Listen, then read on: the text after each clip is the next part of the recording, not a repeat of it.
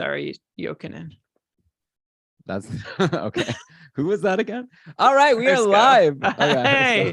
hey everybody, welcome. Hello. It's a live recording time. I need to know, before right we off the start bat, tonight, please.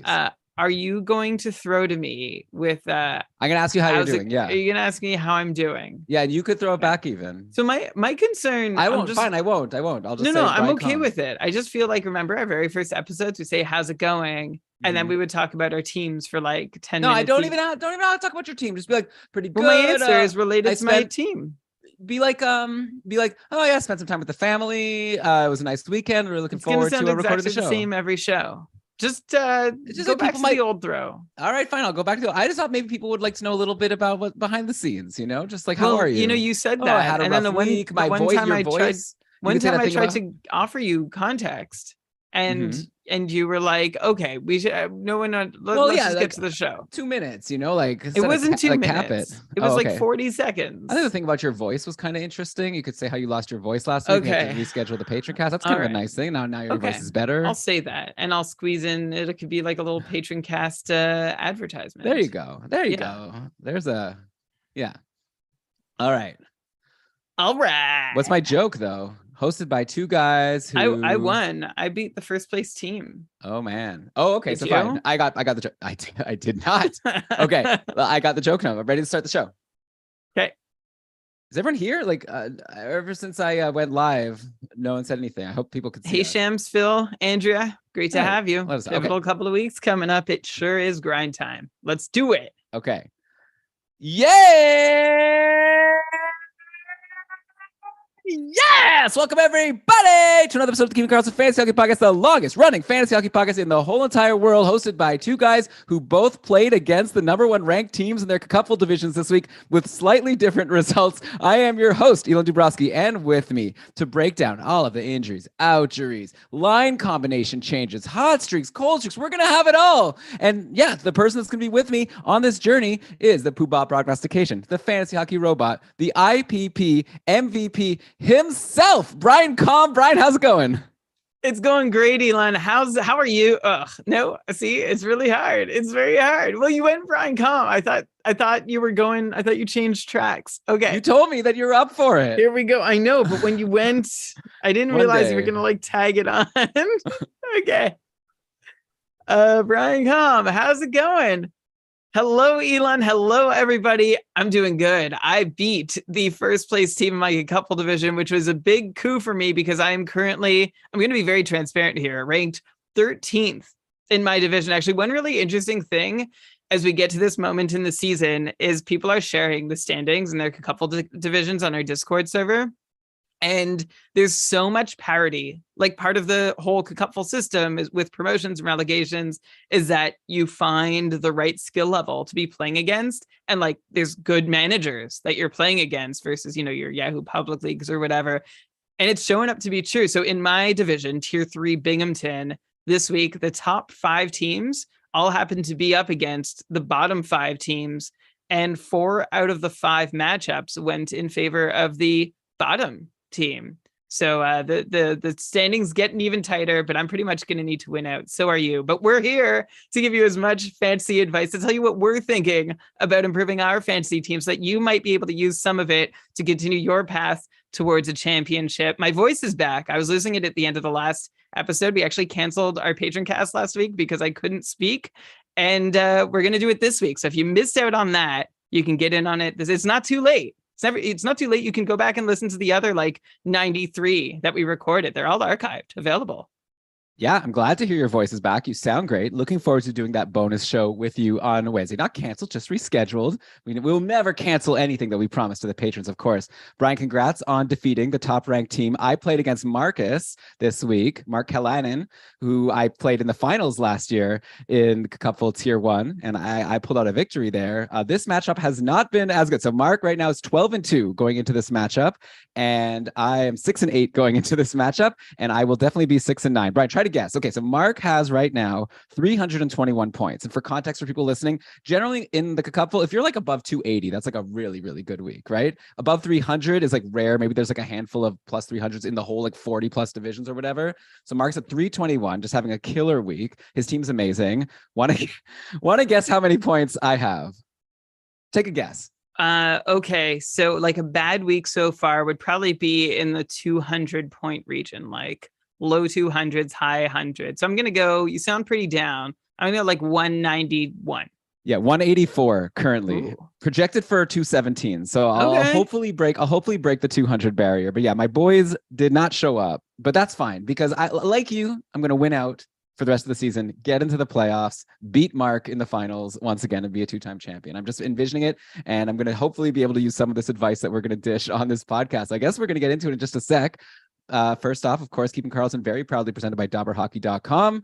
Hopefully they won't stop wanting to present our podcast because we're not doing well in our divisions this season. But yeah, that's a really amazing site. We're definitely never going to cut ties with them. It's going to be on, if we're ever not presented by DobberHockey.com, you've heard it here first. They cut the ties. Okay. It's a great site. I love the tools over at Frozen Tools. They crush it over there. Great articles. It's the best. So check it out if you want to be successful in fantasy hockey. But Brian, okay, with that, we've got a lot to get to. We're going to start with the headlines, which are also the injuries and outjuries, and a couple big ones this week and big bad ones. Okay. Cole Caulfield out for the season after shoulder surgery. This was like Werenski earlier in the year, right? Like it seemed like everything's fine. I think even with Zach Werenski, he like left a game or something. It was like, oh, we'll have to see like how he is in the next day. Wait for an update. That was like, boom, out for the season. And I was like, well, that stinks. And I can imagine that's exactly how it felt for the Caulfield managers when they got this news, because he didn't even miss any time. There was not even anywhere that he was injured. Of course, after the fact, now we're finding out that he's been playing injured this whole time. And it seems like, why? But okay, maybe he wanted to make sure he could earn a contract. I saw that was one of the cynical things people were saying, that he wanted to play, his agent and him decided to play injured to lock in something. So I don't know. Anyways, Caulfield ends the season with like a really good year, right? He had 36 points in 46 games. It's a 64-point pace. He was pacing for like 40 goals.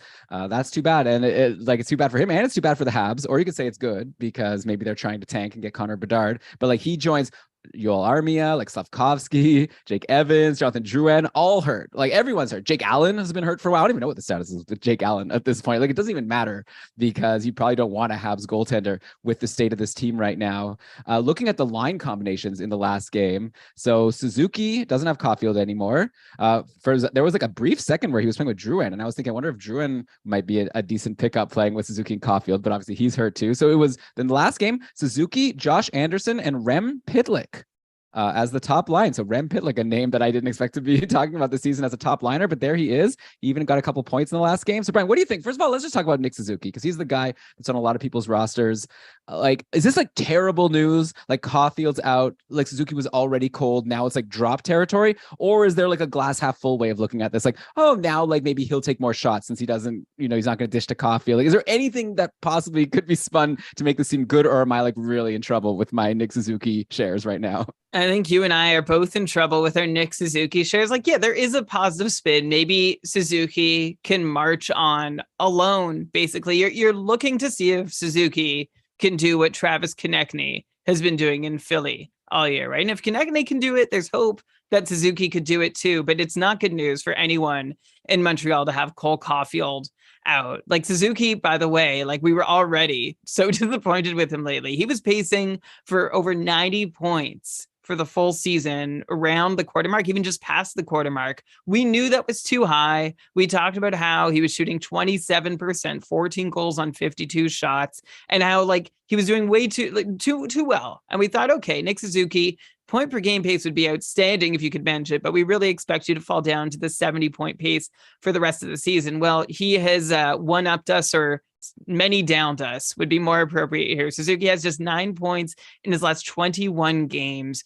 2 goals, 7 assists, 9 points, only 31 shots in those 21 games since he had that super hot start. He's shooting just 5%, and he's down a half a shot per game. And Suzuki also has just 3 power play points in his last 21 games. If you didn't catch all those numbers, just know that it paints a pretty grim picture.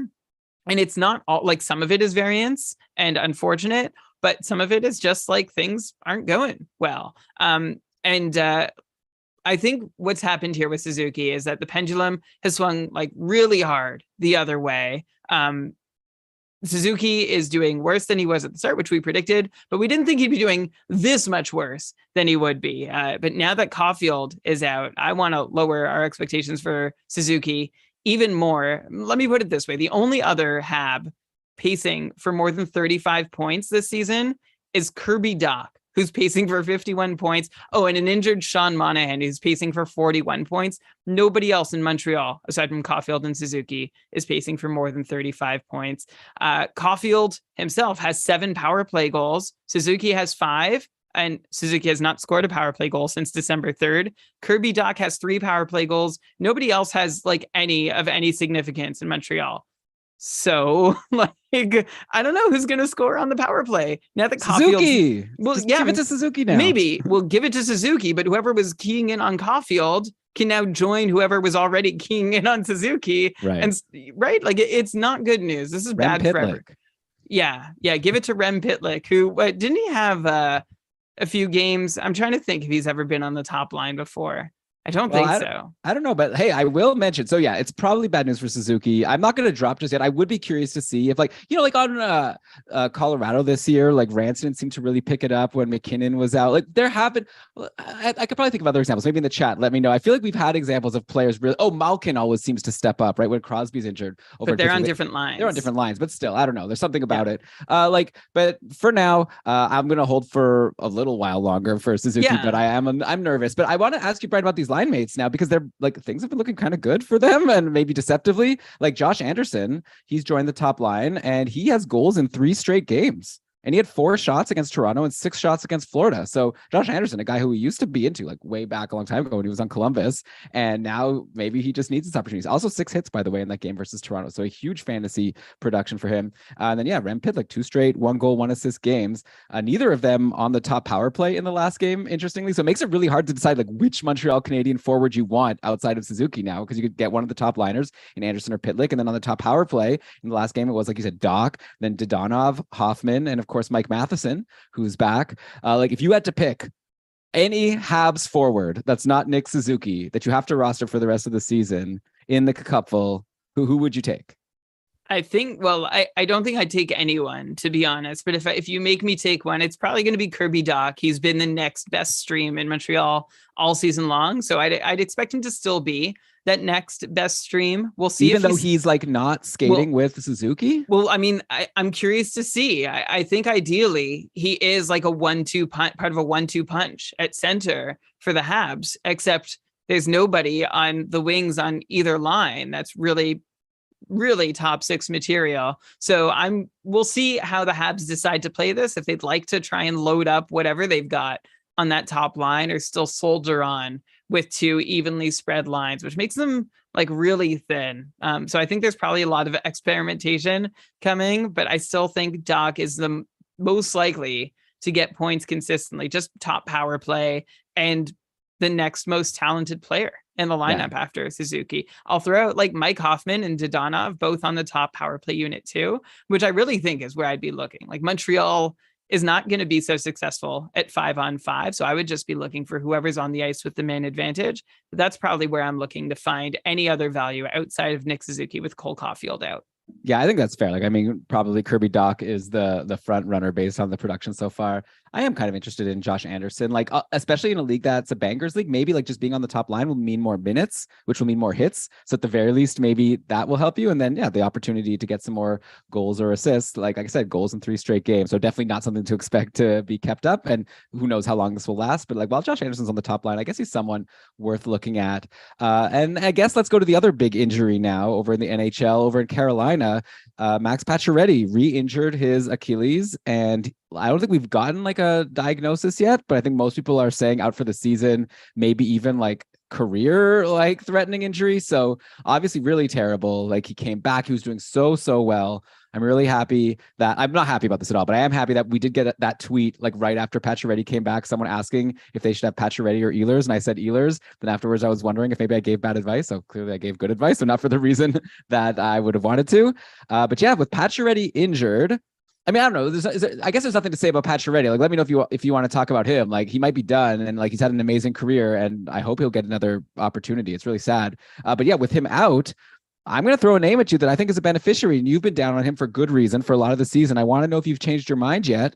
Teuvo Teravainen all of a sudden is like, well, in the last game that Pacioretty played, Teravainen was like on the fourth line playing with like Stefan Nason and Stasny or something. I don't even know, but like in the last game now, Teravainen back with Sebastian Aho and Seth Jarvis on the top line. He assisted on 2 Sebastian Aho goals, and those 2 points brought him up to like 8 points in his last 9 games. Like all of a sudden now, Teravainen is putting up numbers like he used to, and all these games he's been off the top power play, and he wasn't even on the top power play in this most recent game, though the power play was kind of weird. Maybe he was on the top power play. Like it looks like it was, according to Frozen Tools here, I'm seeing Teravainen, Aho, Svechnikov, and Nason and Brady Shea were one unit that played for 1 minute and 45 seconds. Then like Stasny, Natchez, Kotkaniemi, and Jarvis played for 3 minutes and 22 seconds. Maybe it was just like one of those things where they put the wrong one out, or not the wrong one, the second one out. But like I got to imagine the Aho Svechnikov power play is the top one, right? So I don't know. I don't know what this power play situation is with Teravainen. All I know is that he's producing.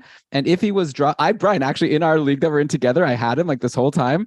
I dropped him like on Wednesday, and then like Pacioretty got injured, and then he got like a point on Thursday, and he cleared waivers on Saturday. So then John and I just decided to put a bid on him and grab him back because I was getting, I didn't want to drop him right when he's good again. So now I've got him back. And I'm curious if anyone else is in a league where he was dropped after being so cold for so long. Would you be like rushing to grab him now, or are you still concerned about him moving forward? I'm talking about Teravainen. Yeah, I'm still concerned about Teravainen moving forward, honestly. And with the power play situation, we sort of made fun of it last week too. And so like, I don't assume that what Carolina is doing on the power play is an accident. Like they have Brent Burns as power play 1 with the power play 2 unit playing together with the most time. And then you've got the power play 1 forward unit getting second power play time with the power play 2 quarterback. It's all very confusing. We'll see how things shake out over the next little while. But the reason I'm not so pumped about Teravainen yet, which I'm open to it. I'm more open to it now than I have been for most of the season.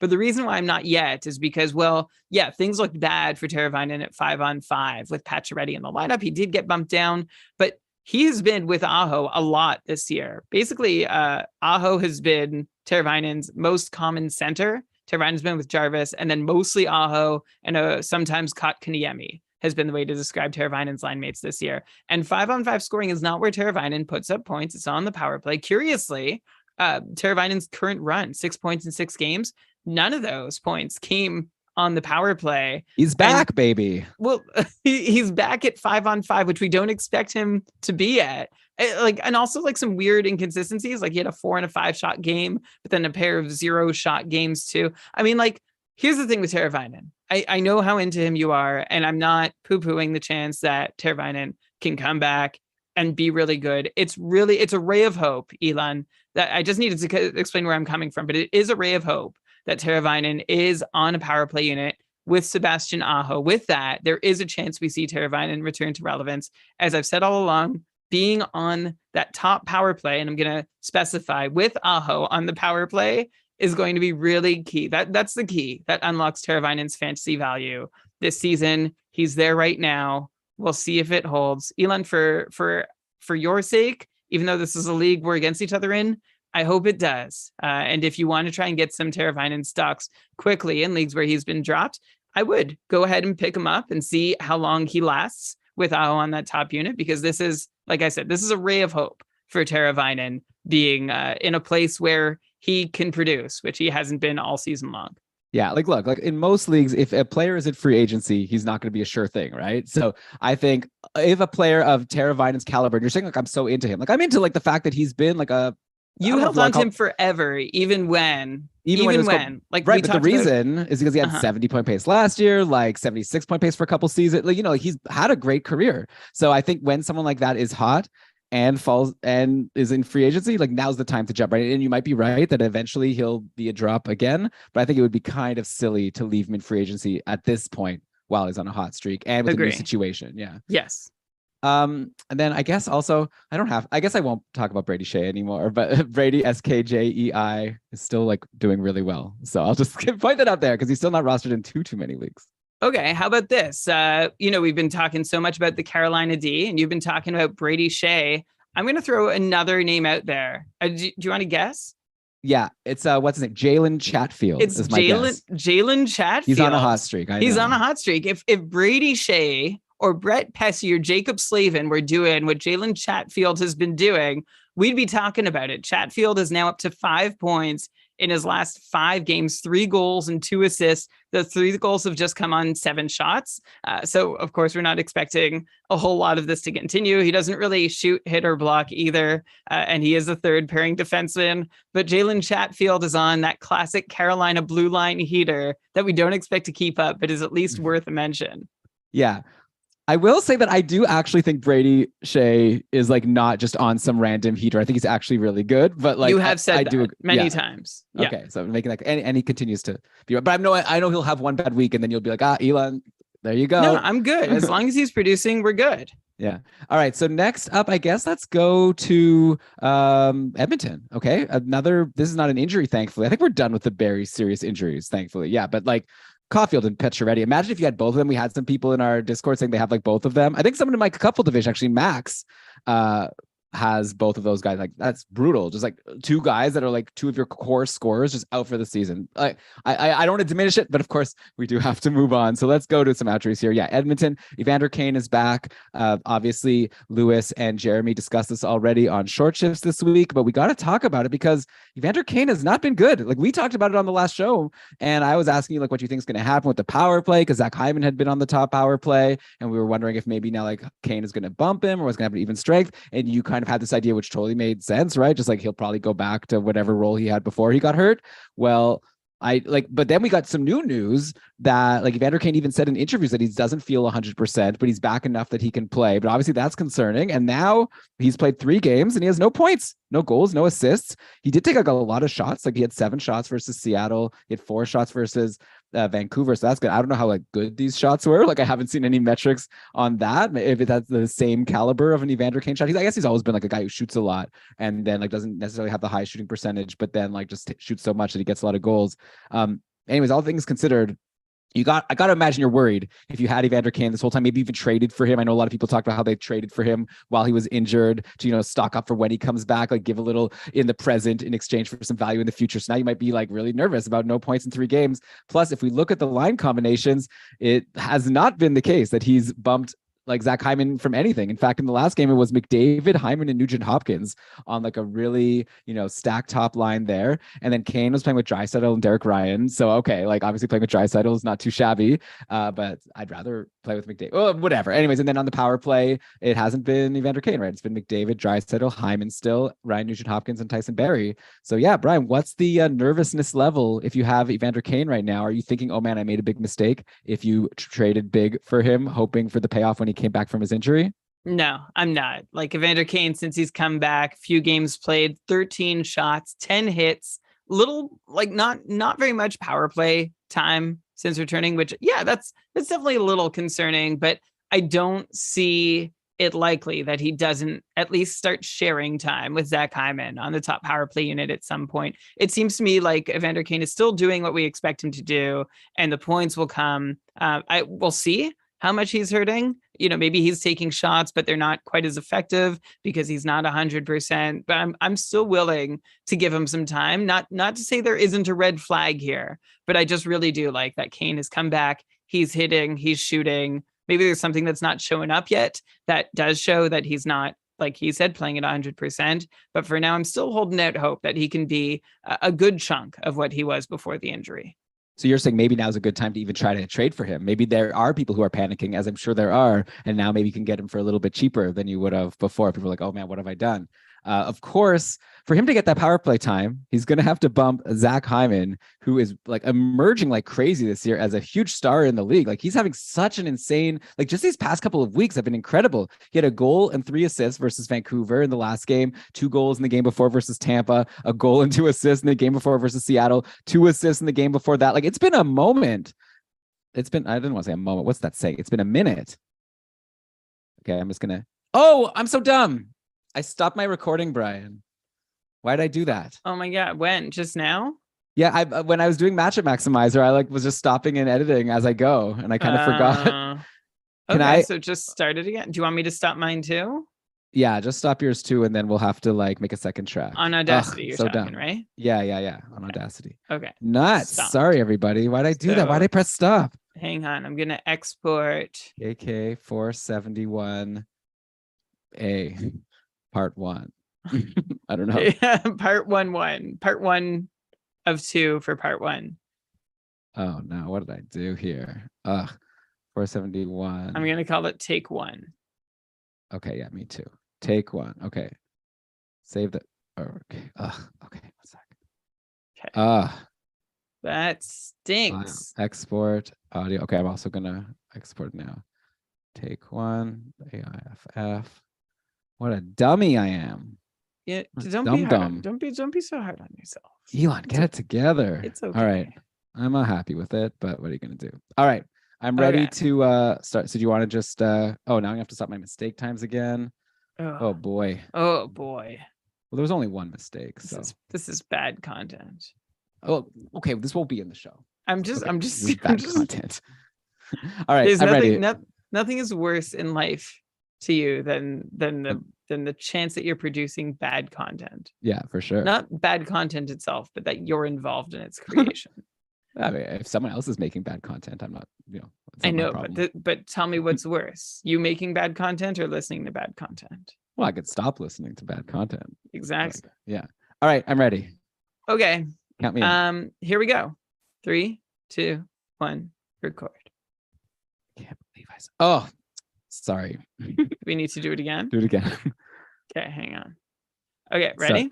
It started. Okay. Oh my god. Tell me when. Just say when. So out of it. Okay, I'm ready. Can you hear any shouting in the background? No, I can't hear it. It's an unhappy child. All right. 3, 2, 1, go. Okay. All right.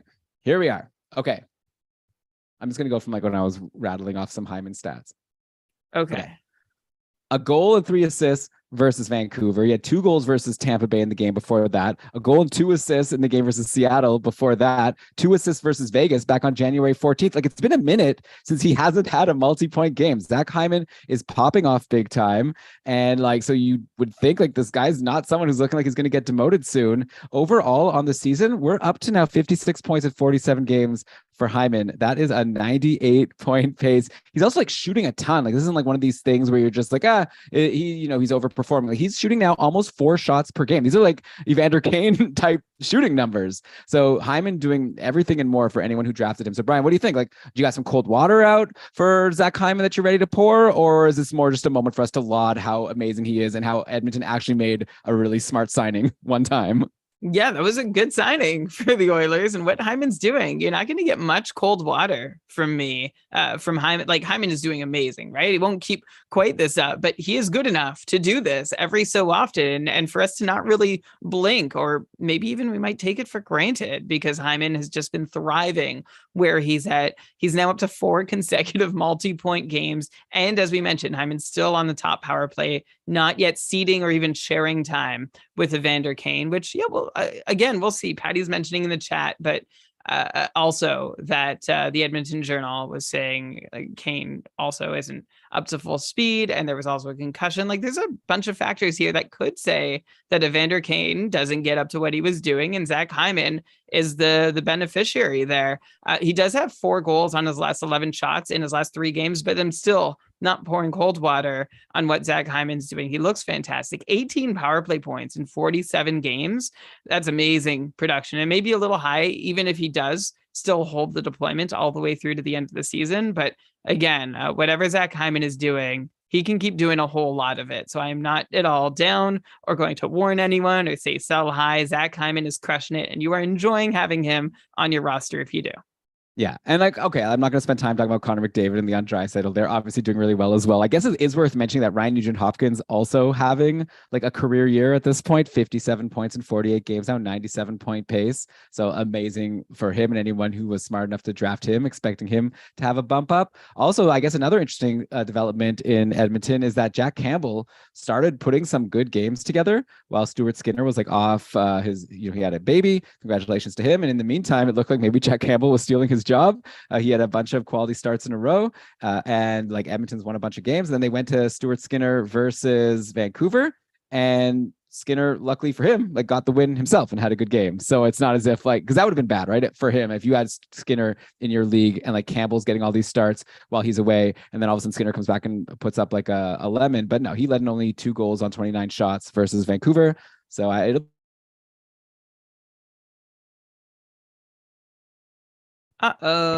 Campbell's the one with the money, right? Oh. So You froze to me. Sorry, but it looks like you're back. okay, well I have my track anyways. Campbell's the one with the money, is what I just said. I'll go back. Yeah, so okay, that's where I stopped. Anyways, okay. Like, so you want me to answer? no, I didn't like finish my sentence. All right. Like Jeremy and Lewis were talking about on short shifts, like Campbell is the one who makes the money. So maybe Edmonton is happy to go back to him a lot more if he shows that he's actually capable of handling the workload. And he was while Skinner was away. So yeah, maybe we are looking at 50-50 rest of the way until someone pulls away once again. Yeah, I think Edmonton would be really happy to play them 50-50. 1, to justify that contract. 2, to be getting good performance out of both players. Have 2 goalies going and ready for the playoffs and fresh and practiced and knowing what they're doing with the team comfortable playing in front of them. I think that would be the ideal situation for the Oilers, but Campbell hasn't given them the opportunity to do that until maybe there is some hope now. Campbell's last couple of weeks have definitely been better than the first chunk of the season. Well, than his whole season to date has been. But even over the most recent, like the time since Skinner was away, Jack Campbell's still playing below his expected save percentage numbers. So better, but still not great. And still a necessary leap for Campbell, though, to stay in the crease conversation in Edmonton. Meanwhile, Stuart Skinner continues to be excellent and make his case to be the number 1A, if not the absolute number 1. But like I said, I think the Oilers would be happy to see both of them take time and then be able to pick one when they get to the playoffs. And at this point, that would be Stuart Skinner, but you don't care about that. You just want to know if they're going to have to share time. Like, this is bad news for anybody who's been getting a lot from Skinner and loves a volume situation, because he might have to share a little more often than he has before. Yeah, so it's definitely something to watch over in Edmonton. With goalies, it's very hard to predict. Like, just look at Phoenix Copley, who was having this amazing season, going absolutely nuts on the league, winning every game. Then all of a sudden he had a bad game versus Dallas, and then led in like 2 goals on 3 shots versus Nashville in the next game and got pulled. And now all of a sudden it's like, oh my God, I don't even know if this guy's gonna like stick on the team. So like things could change very quickly. Though I am seeing that Phoenix Copley over on LA did get the start today versus Chicago. So maybe this pull wasn't as much like to punish him, but just be like, all right, let's just like let you rest since it's a back-to-back anyways, put Quick in for this game, and then we'll give you the next game. And hey, so far 2 shots against, and Copley has saved them both. So already a better start than his game yesterday against Nashville. I guess I'll just jump to him quickly, since I don't know. He came to mind, but I know we're not in the cold streak section, but bear with me.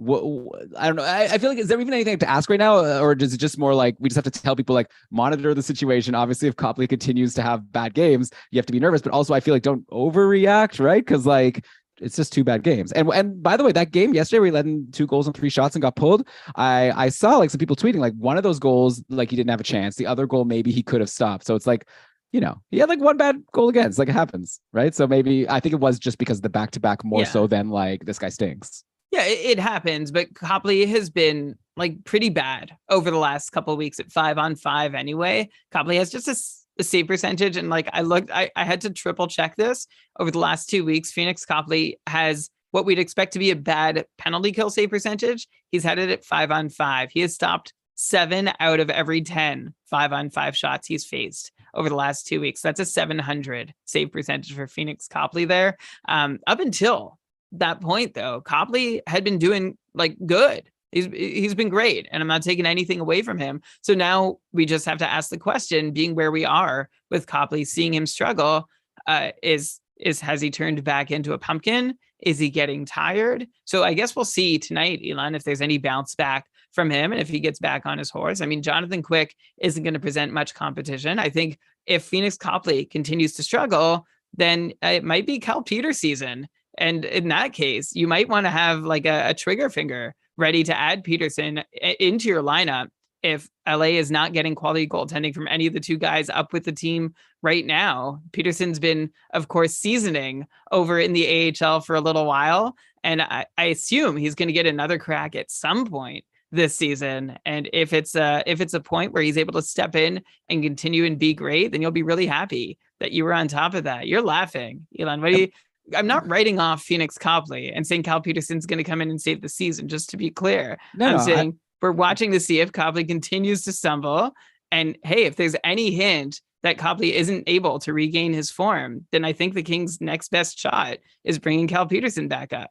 Yeah, I don't disagree with that. I definitely think it's possible that Copley ends up like not hanging on. The thing that I was laughing at is when you were saying it's going to be Cal Peters season and that you have to have your trigger finger ready to grab him if he gets called up, because like, you know, this reminds me of when Tristan Jarry got injured and then everyone was rushing to grab Casey DeSmith. And I was just kind of feeling like, I don't know. I mean, he's Casey DeSmith. Like, how good is he going to do? And like, I feel this the same about Cal Peterson. Like, I just feel like even if he gets called up, I don't think he's that good. So I'm not going to like jump on him or recommend anyone grab him because I think he'll just do badly. That's fair. I'd say there are a couple key differences here. First, Tristan Jarry is good, and not to say Phoenix Copley isn't, but he's the established starter, right? Like there's no, and again, you could say Copley is, but Jarry has a track record. He's been in that position for years. I don't think people were rushing for DeSmith. It was just to, oh yeah, if you need starts while Jarry's out for a week or two, you can go and grab DeSmith. This is a chance for Peterson to maybe take the net back for most of the rest of the season.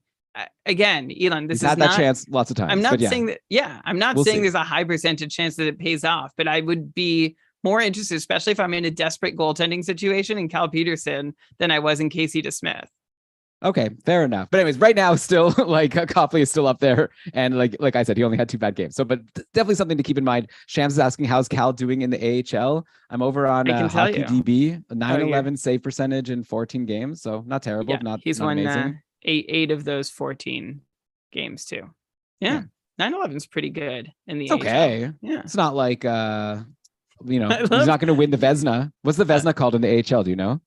No, I have no idea. Let us know. Let us know, listeners. But okay, Brian, let's move back to our outjury news. We've got another sort of like outjury that hasn't been as exciting as maybe people were hoping for over in Ottawa, right? Josh Norris is back. We had to wait a long time, but welcome back, Josh Norris, right back to a sweet, even strength spot with centering DeBrincat and Claude Giroux, the 2 newbies to the team. And of course, the power play situation is a little bit more murky, kind of like Evander Kane, right? Like Ottawa is very stacked. And it looks like in the last game, DeBrincat, Tkachuk, Batherson, and Stützle were the 4 forwards that got the most power play time. So Norris was stuck getting a little bit less. And overall, so yeah, Norris had a goal in that last game versus Winnipeg. Ottawa lost 5-1, and Norris got the 1 Ottawa goal. Before that, he had 2 other games where he was pointless. Like last year, for comparison, Josh Norris had a 68-point pace, right? 55 points in 66 games. This year now, because don't forget, he started cold before he got hurt, which I didn't want to read too much into, but just overall worth pointing out, we're at 3 points in 8 games now for Josh Norris. So obviously he won't be this bad. Like he's not going to be a 30-point player, but do you think he's going to get back to being like the 68-point pace guy from last year? Or should we be nervous that with all these new players on the team and maybe a lower power play opportunity, like maybe he's not going to be able to be this good? Maybe he's closer to like a 50 to 60-point guy. Great question. I can't tell you. It's too soon. I can't jump to any conclusions here. The one thing that it is nice to see is that Josh Norris has been shooting like, you know, we were talking about this with Evander Kane too. Whenever someone comes back from injury, it's just nice to see that they're getting involved and putting pucks on net at a similar rate to what we're used to. If they're not able to put up a whole bunch of points, that's the next best way for us to see that, yeah, they seem ready. I will mention a couple red flags though about what Josh Norris is doing since he's returned. First, he's not taking faceoffs anymore. Ottawa said that he's going to come back, but he's not ready to take faceoffs. And that just makes you scratch your head and wonder, okay, so he had a shoulder injury. If he's not ready to take faceoffs, is he really healed? Which brings me to red flag number 2, which is that Josh Norris was supposed to be done, like for at least most of the season, not just until the halfway mark. So this seems early for Josh Norris to come back, and Ottawa is kind of in like the throes of desperation right now. They're, I think, 11 points out of a playoff spot with many teams, like 10 to 12 other teams to contend with for that last playoff spot that they might have access to. So this seems like a desperation move for Ottawa to get Norris back in the lineup this year. They really wanted to make the playoffs, and that just makes me worried that he might not be 100% ready. There were some photos on social media going around after, I can't remember if it was his first game or second game after returning, but like of all the tape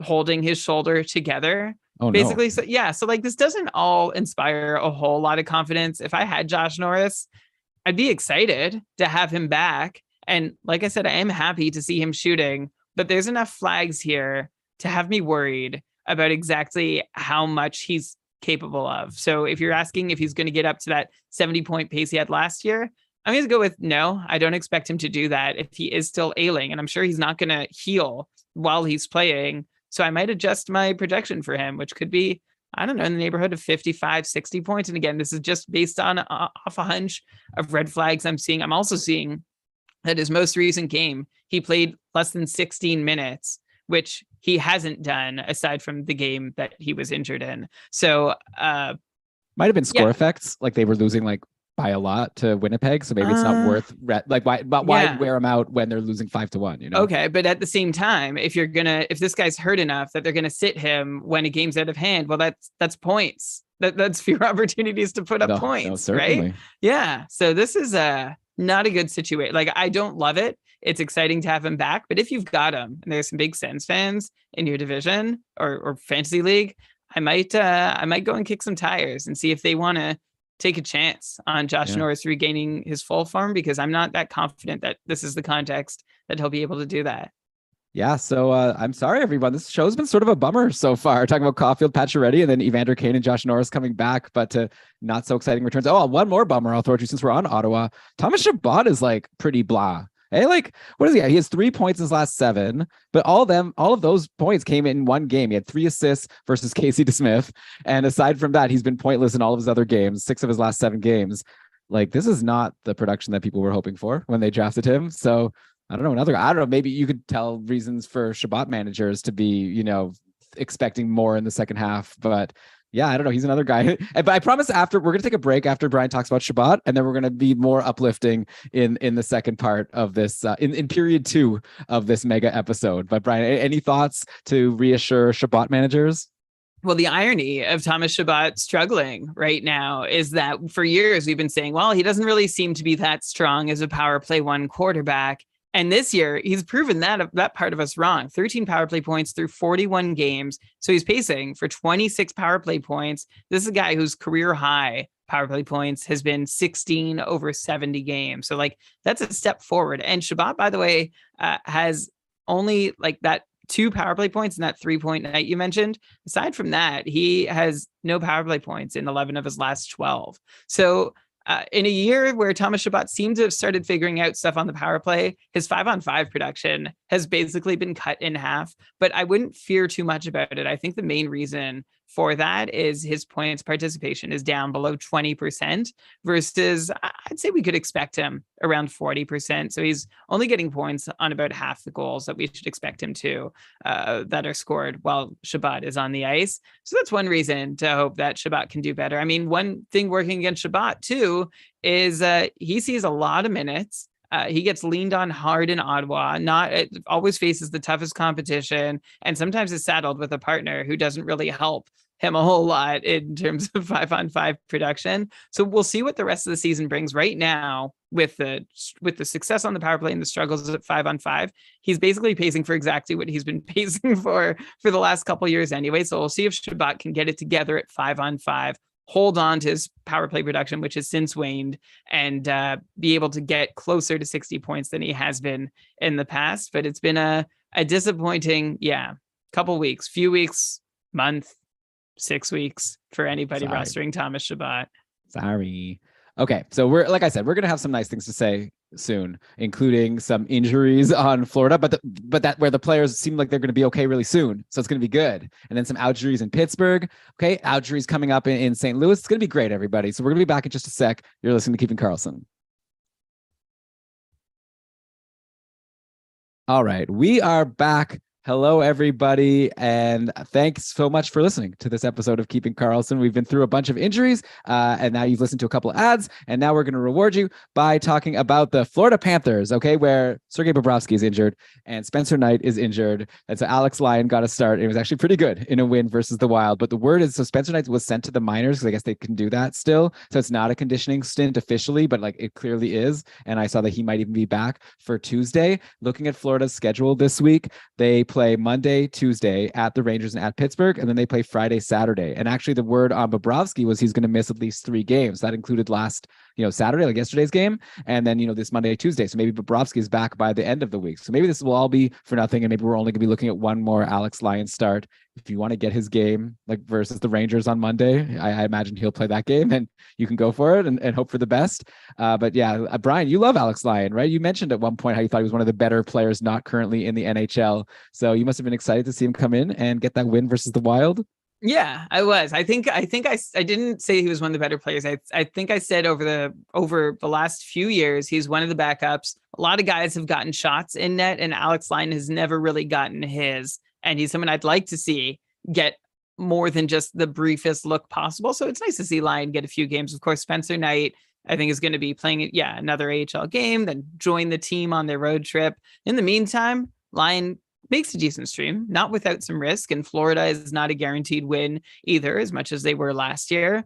But yeah, I wouldn't mind. I doubt you have room if you're already rostering 2 goalies to fit Lyon in such a busy week coming up. I hope you all listen to Matchup Maximizer to get the lay of the land there. But in the meantime, a single game stream for Alex Lyon until Spencer Knight is back won't hurt you. And you could also go get Spencer Knight. We'll see if this is the time, Elon, he can string together a few good starts and make a case for a little more time in the crease. Yeah, maybe. But I mean, it looks like Bobrovsky also isn't long term, right? So we might just go back to where we were like a week ago. That's what I expect. Yeah.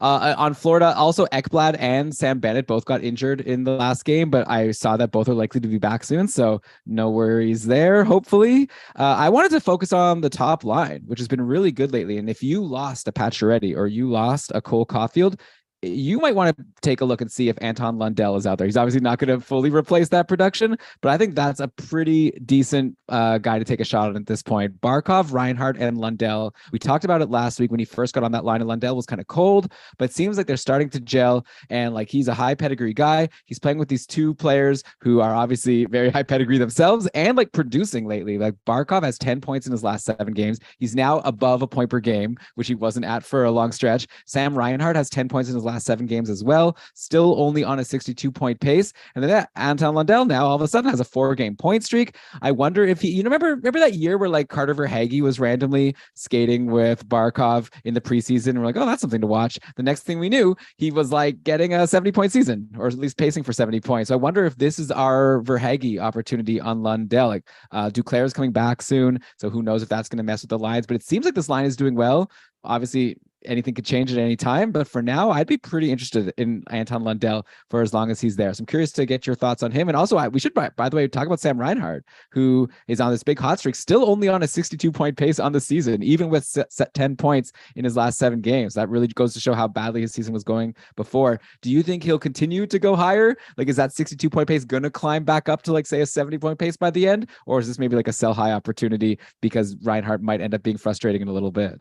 No, I think it was it last week or the week before where I gave a quick nod to Sam Reinhart and saying he was on the come up after a really disappointing first half of the season and qualified to me as a buy low. As silly as it might have looked at the time, it doesn't look silly anymore. Sam Reinhart, he's definitely slowed down still since last year's 86-point pace, but he hasn't slowed down as much as his current season has made it look. Like Sam Reinhart has been hobbled by an on-ice shooting percentage below 7%, by an individual shooting percentage that's also below 7%, both of which are several percentage points behind what we'd normally expect from Sam Reinhart and his line mates.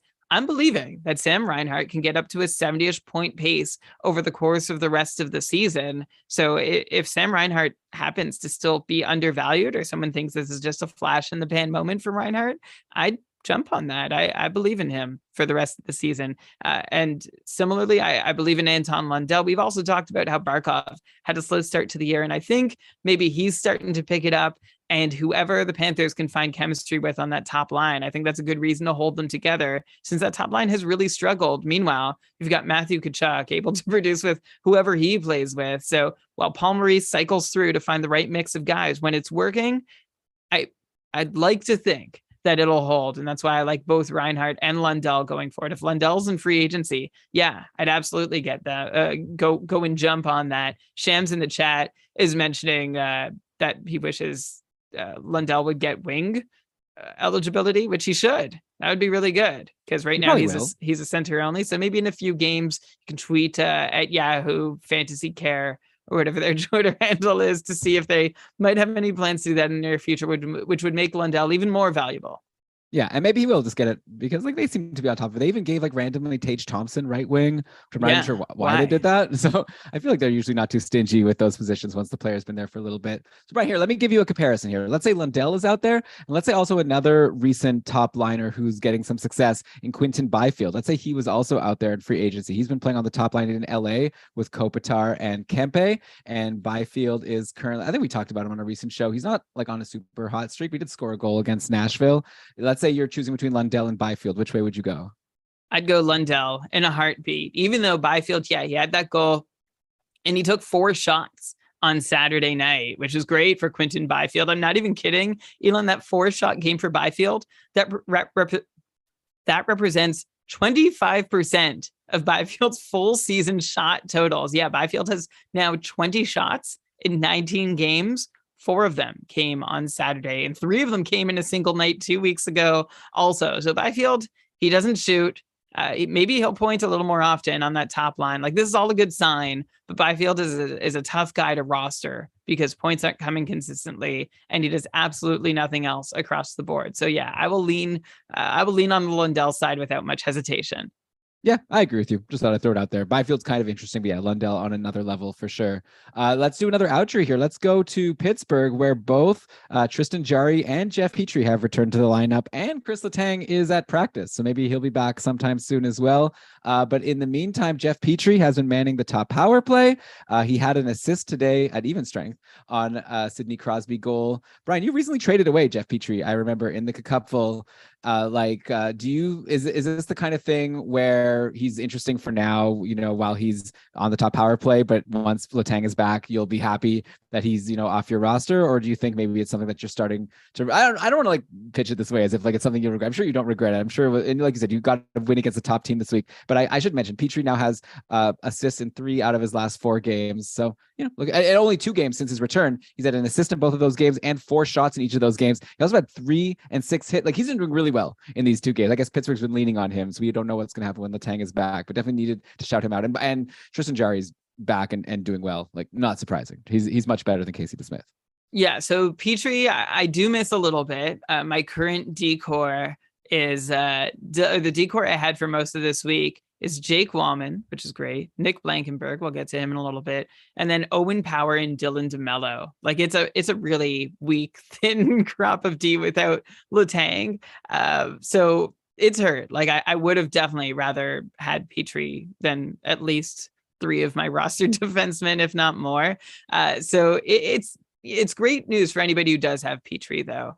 This is a great spot for him to be, especially if Letang said, like he said today, he might not be back until after the All-Star break. So if that happens, this is great for Petrie, who's done well replacing Letang in previous absences for Letang. So good value there for Jeff Petrie until Chris Letang is back. And I think the best case for Petrie once Letang is back is that he's the second defenseman on the top power play unit, which has happened earlier this season. I can't imagine he bumps Letang unless Letang isn't totally physically or mentally ready for the role. And at which point, if Petrie isn't on the top power play, the reason I traded him is I don't think he's terribly rosterable once he's off that top unit, which is where I expect him to spend his time. But yeah, we'll see how he does in this little audition and go ahead and grab him for at least the week or at least the next game, I guess, or at least until Letang is back, and hold him for at least that long. Yeah, and maybe a bit longer because, like you say, we'll have to see how Letang looks after he's had this like rough season and yet another injury. Let's do a couple more outries over in St. Louis. I don't really have much to say in terms of analysis or questions, but I just wanted to point out Tarasenko and Torrey Krug both have been practicing and apparently are going to be back soon. So St. Louis, the lines have been shaken up a lot recently. Brandon Saad was recently with Kyrou and Robert Thomas, and then Shen and Buchnevich were playing with Jake Neighbors. So kind of splitting up. If you recall the last time we talked about St. Louis, they were just loading up Buchnevich, Kyrou, and Rob Thomas all on that top line. But soon they'll have Tarasenko back. We'll get another shakeup. Over on D, Justin Falk continues to get the majority of the power play time, so he'll probably just go back to splitting with Torrey Krug. I can't imagine we're going to be too surprised with anything that happens. Nice to see, by the way, Justin Falk get a couple points. He was so cold, which was so surprising considering he took over that top power play, but he does have assists in each of his last couple of games. But yeah, I don't know. Do you have anything interesting to say about the Blues situation aside from just expect things to go back to normal once these guys are back? Yeah, I think so. I don't think there's a whole lot else to talk about. Let's wait for them to come back, and then we'll go from there. Okay. I off air, I asked, do you have anything interesting to say? And then you said, yeah, I think so. But then sorry, I misheard. Okay, do you want to take it again? Yeah. No, I have nothing interesting to say. Let's wait for them to come back, and then we'll talk more about it. I like Krug has a great opportunity to step into because Justin Falk hasn't been super strong in the role that Krug is sometimes battling him for. So that's good news for anybody rostering Krug. And then Tarasenko, well, hopefully he'll just get back to business. But again, let's wait. I said I had nothing interesting to say. I think you'll all agree that was not a lie. Okay. Let's do one more outry and then we'll get to just some hot streaks and line combos and fun stuff like that. But first, let me say it again. Let's do one more injury and then we'll get to more line shakeups and hot and cold streaks. But I guess we'll mention Alex Stalock quickly. He's hurt over in Chicago. Again, unfortunate because he was looking pretty good in the games he did play, but Stalock is back in the concussion protocol. This could be the kind of thing where he's just done, right? Who knows with injuries like this for someone who has such a history. In the meantime, someone named Jackson Stober played a game against St. Louis and stopped 29 of 32 and got a win. So Brian, Jackson Stober is now, I guess, the backup to Petr Mrazek, but come on, Petr Mrazek just has been really weak for so long, but I don't know anything about Jackson Stober. So do you think there's a chance?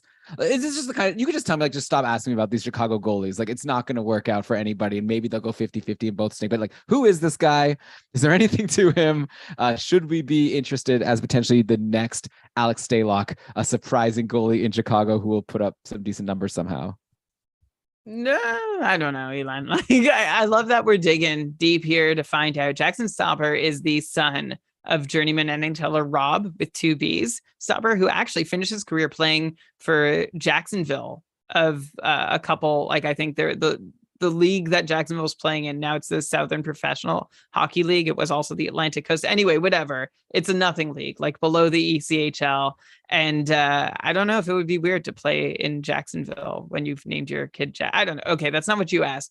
Jackson. I don't even get. Wait, I don't even get what you're talking about. You're saying it's interesting. Jacksonville. I don't know. It's just I don't know. Do you think he named his kid after his team? Is that what you're saying? No, he played for the team when his kid was 5 or 6 years old. Maybe he went to play for the team because it would amuse his kid. I don't know. It's not spelled the same. Fun fact. Okay. Yeah, it's not. It's really a tepid fact, mediocre.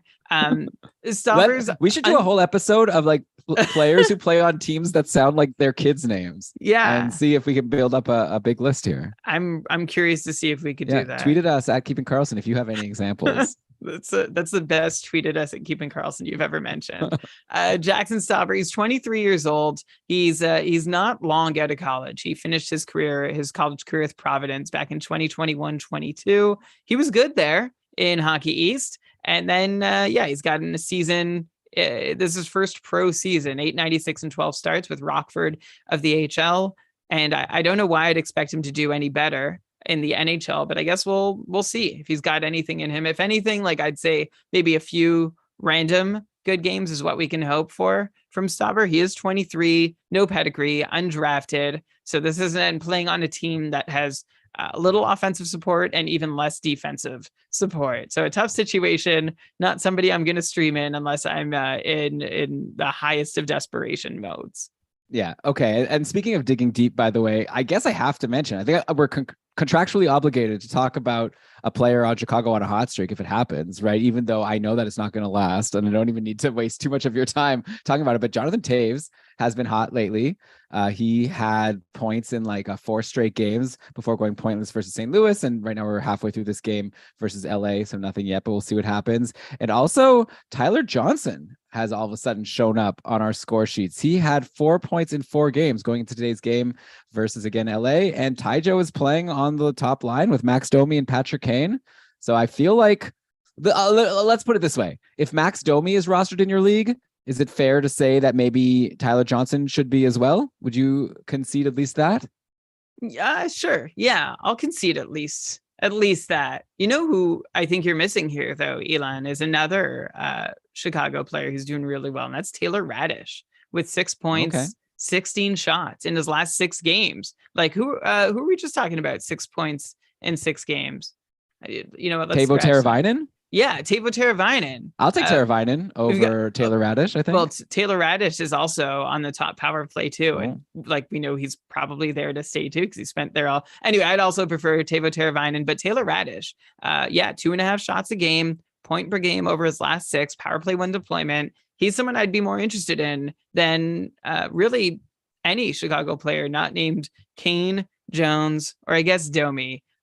Jonathan Toews, making a push with 3 shots in his last 4 games. He just happens to have scored on 2 of those 3 shots in his last 4 games.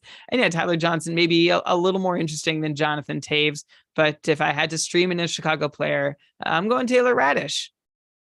I'm going to go Tyler Johnson, but I definitely don't want to bet on it because who cares? Okay. So Brian, let's do just a quick headline. Actually, this isn't about a player, but I guess we got to talk about this news out of Vancouver, right? Bruce Boudreau is out. People are really upset about it. I'm going to be honest. You know that meme where it's like the guy for Andy from Parks and Rec, and it's like, I haven't been paying attention and now I'm kind of afraid to ask. Like I just like missed something. I see all these tweets about people being really upset about Bruce Boudreau being fired. I guess it's because like he knew he was going to be fired, but like they didn't tell him, or I don't know. People seem to be saying that Vancouver didn't handle this quick. So could you just quickly educate me on why we should be upset about this? And then also maybe as a more fantasy relevant question to you, Rick Tocchet is the new coach now. I know you sometimes have takes about when a team like changes their coach, if that could be good or bad for some of the players. So is there anything to watch out for with Vancouver having a new coaching staff going into the second half of the year? Okay. If you're asking me to recap the situation, I don't know where to start. Elon, there's a lot of great tweeters. Like the Canucks Twitter, as for any struggling team, especially with a completely dysfunctional front office, the Twitter game is really strong. So I'd suggest you find Thomas Drance and Taj. I think it's Taj 1944, something like that. You've got, oh my gosh, I'm blanking his name, Wyatt Arndt at the stanchion. And you've got. Don't you hate it when you're like chatting with someone, listener, and you ask them a question? They're like, just go read these books. I don't want to explain it to you. Go read some stuff and then come back to me. Patrick Johnston on Twitter, at Rising Action on Twitter. He's the reporter for the Vancouver province. Like, this has all been well documented. The reason I'm saying go check out these guys is I can't begin to do justice. What a Jams gave us a TLDR here cluster of trucks that it's been in Vancouver. With Jams is saying they all but fired him in December. Yeah, and left him dead man walking for weeks. And they were talking to a new coach last month. Rude. That's the rude. news. The news was out that Rick Tocchet was replacing Bruce Boudreau for weeks already. And as Sham said, like everyone was like, well, why not just do it? And then it was, oh, well, Rick Tocchet has a TV contract that they'd have to wait out. But Boudreau knew, Tocchet knew, and then Elliot Friedman knew, and everyone knew that this was going to happen. And Boudreau had to like go behind the bench, and he looked awful. Like he got emotional in interviews. Like he really, it wasn't good. And a lot of people joined his side because nobody likes Canucks management. They've been kneecapping that team from ownership and ownership's chosen front offices for the better part of a decade saying, yeah, we're just going to retool. We've got a good core. We're a couple of pieces or a couple of years away, and then making so many decisions that hurt the long term, the short, medium, and long term health of the franchise somehow. If you could help one of those things at a time, good for you. Like, just get one of those three, and no one will absolutely hate you as much as Canucks fans have the right to dislike their front office. Okay, so there's a quick recap of the Vancouver situation.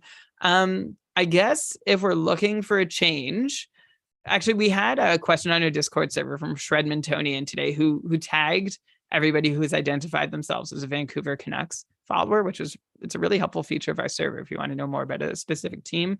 So, I mean, all the Canucks fans amongst our patrons came out and said how embarrassing this was. And I think the overall feel is that Vancouver should tank, right? They shouldn't get better. That would be a bad move for the rest of the season at this point. Connor Bedard would be really the only reason to justify all the hurt and pain that this team has had to go through and their fan base has gone through all season long.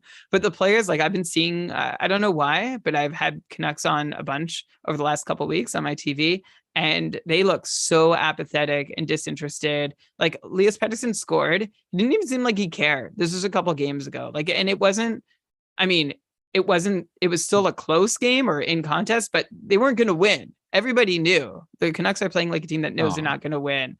So I imagine a new coach comes in, maybe everyone gets a bit of a kick in the pants, but here's the thing, like Elias Pettersson is already on pace for a career season. So is Quinn Hughes. Brock Besser is basically meeting expectations. So if you look around and think, okay, who's going to get better from this? I don't know. I know, like maybe the one name that came out in our chat on our Discord server was Connor Garland, as somebody who hasn't really found his place and played with Rick Tocchet in Arizona. Ethan mentioned that. Thanks, Ethan, for mentioning it. And Terry added that Garland just really hasn't clicked anywhere in the lineup. So maybe he's somebody who could benefit. And Terry also shared, and I'll share this straight from the mouth of a Canucks fan. I see it as Rick will come in and want to tighten up the ship, less running gun, more structure. The power play will still be good. Could see them mix up some lines. And the biggest thing from here on out is Tocchet is going to be looking to see what he has in the longer term. So to figure out what management should do going forward. I expect if they rattle off 10 consecutive wins, that's a big loss for the Canucks and their organization at this point. So maybe, like reinforce some structure and rigor and pride in the players and organization, but hopefully keep losing. And like I mentioned, there's not a whole lot of room for Vancouver players to produce more than they've already been producing this year. Right. Okay. That's a pretty good rundown, I think. Yeah, it would definitely make sense for them to tank. Thankfully for them, they haven't traded away a first-round pick this year, as far as I know. I guess Oliver Ekman-Larsson also played with Rick Tocchet, right, over in Arizona. But I think I heard that they did not necessarily gel.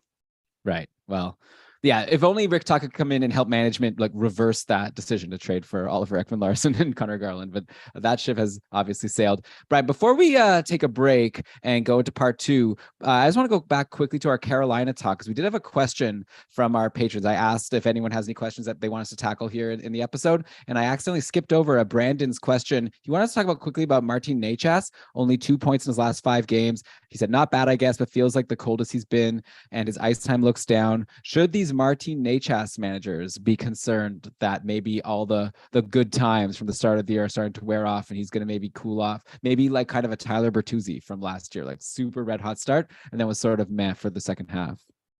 I guess it's possible. Like Necas has seen a bit of a dip in time on ice lately, and with Pacioretty's return, that does throw everybody's future into question a little bit to see just how well they're all going to continue to do. And Necas has been having a really great season, so you don't want to rock the boat. And so long as Necas holds all the deployment he's had, I don't see any reason to be so concerned that the end is suddenly near. I don't think Necas has been overperforming really in any situation or strength. Like all his numbers seem pretty on the level. So Necas is having a really great season. And I think this is, to me, just a cold stretch.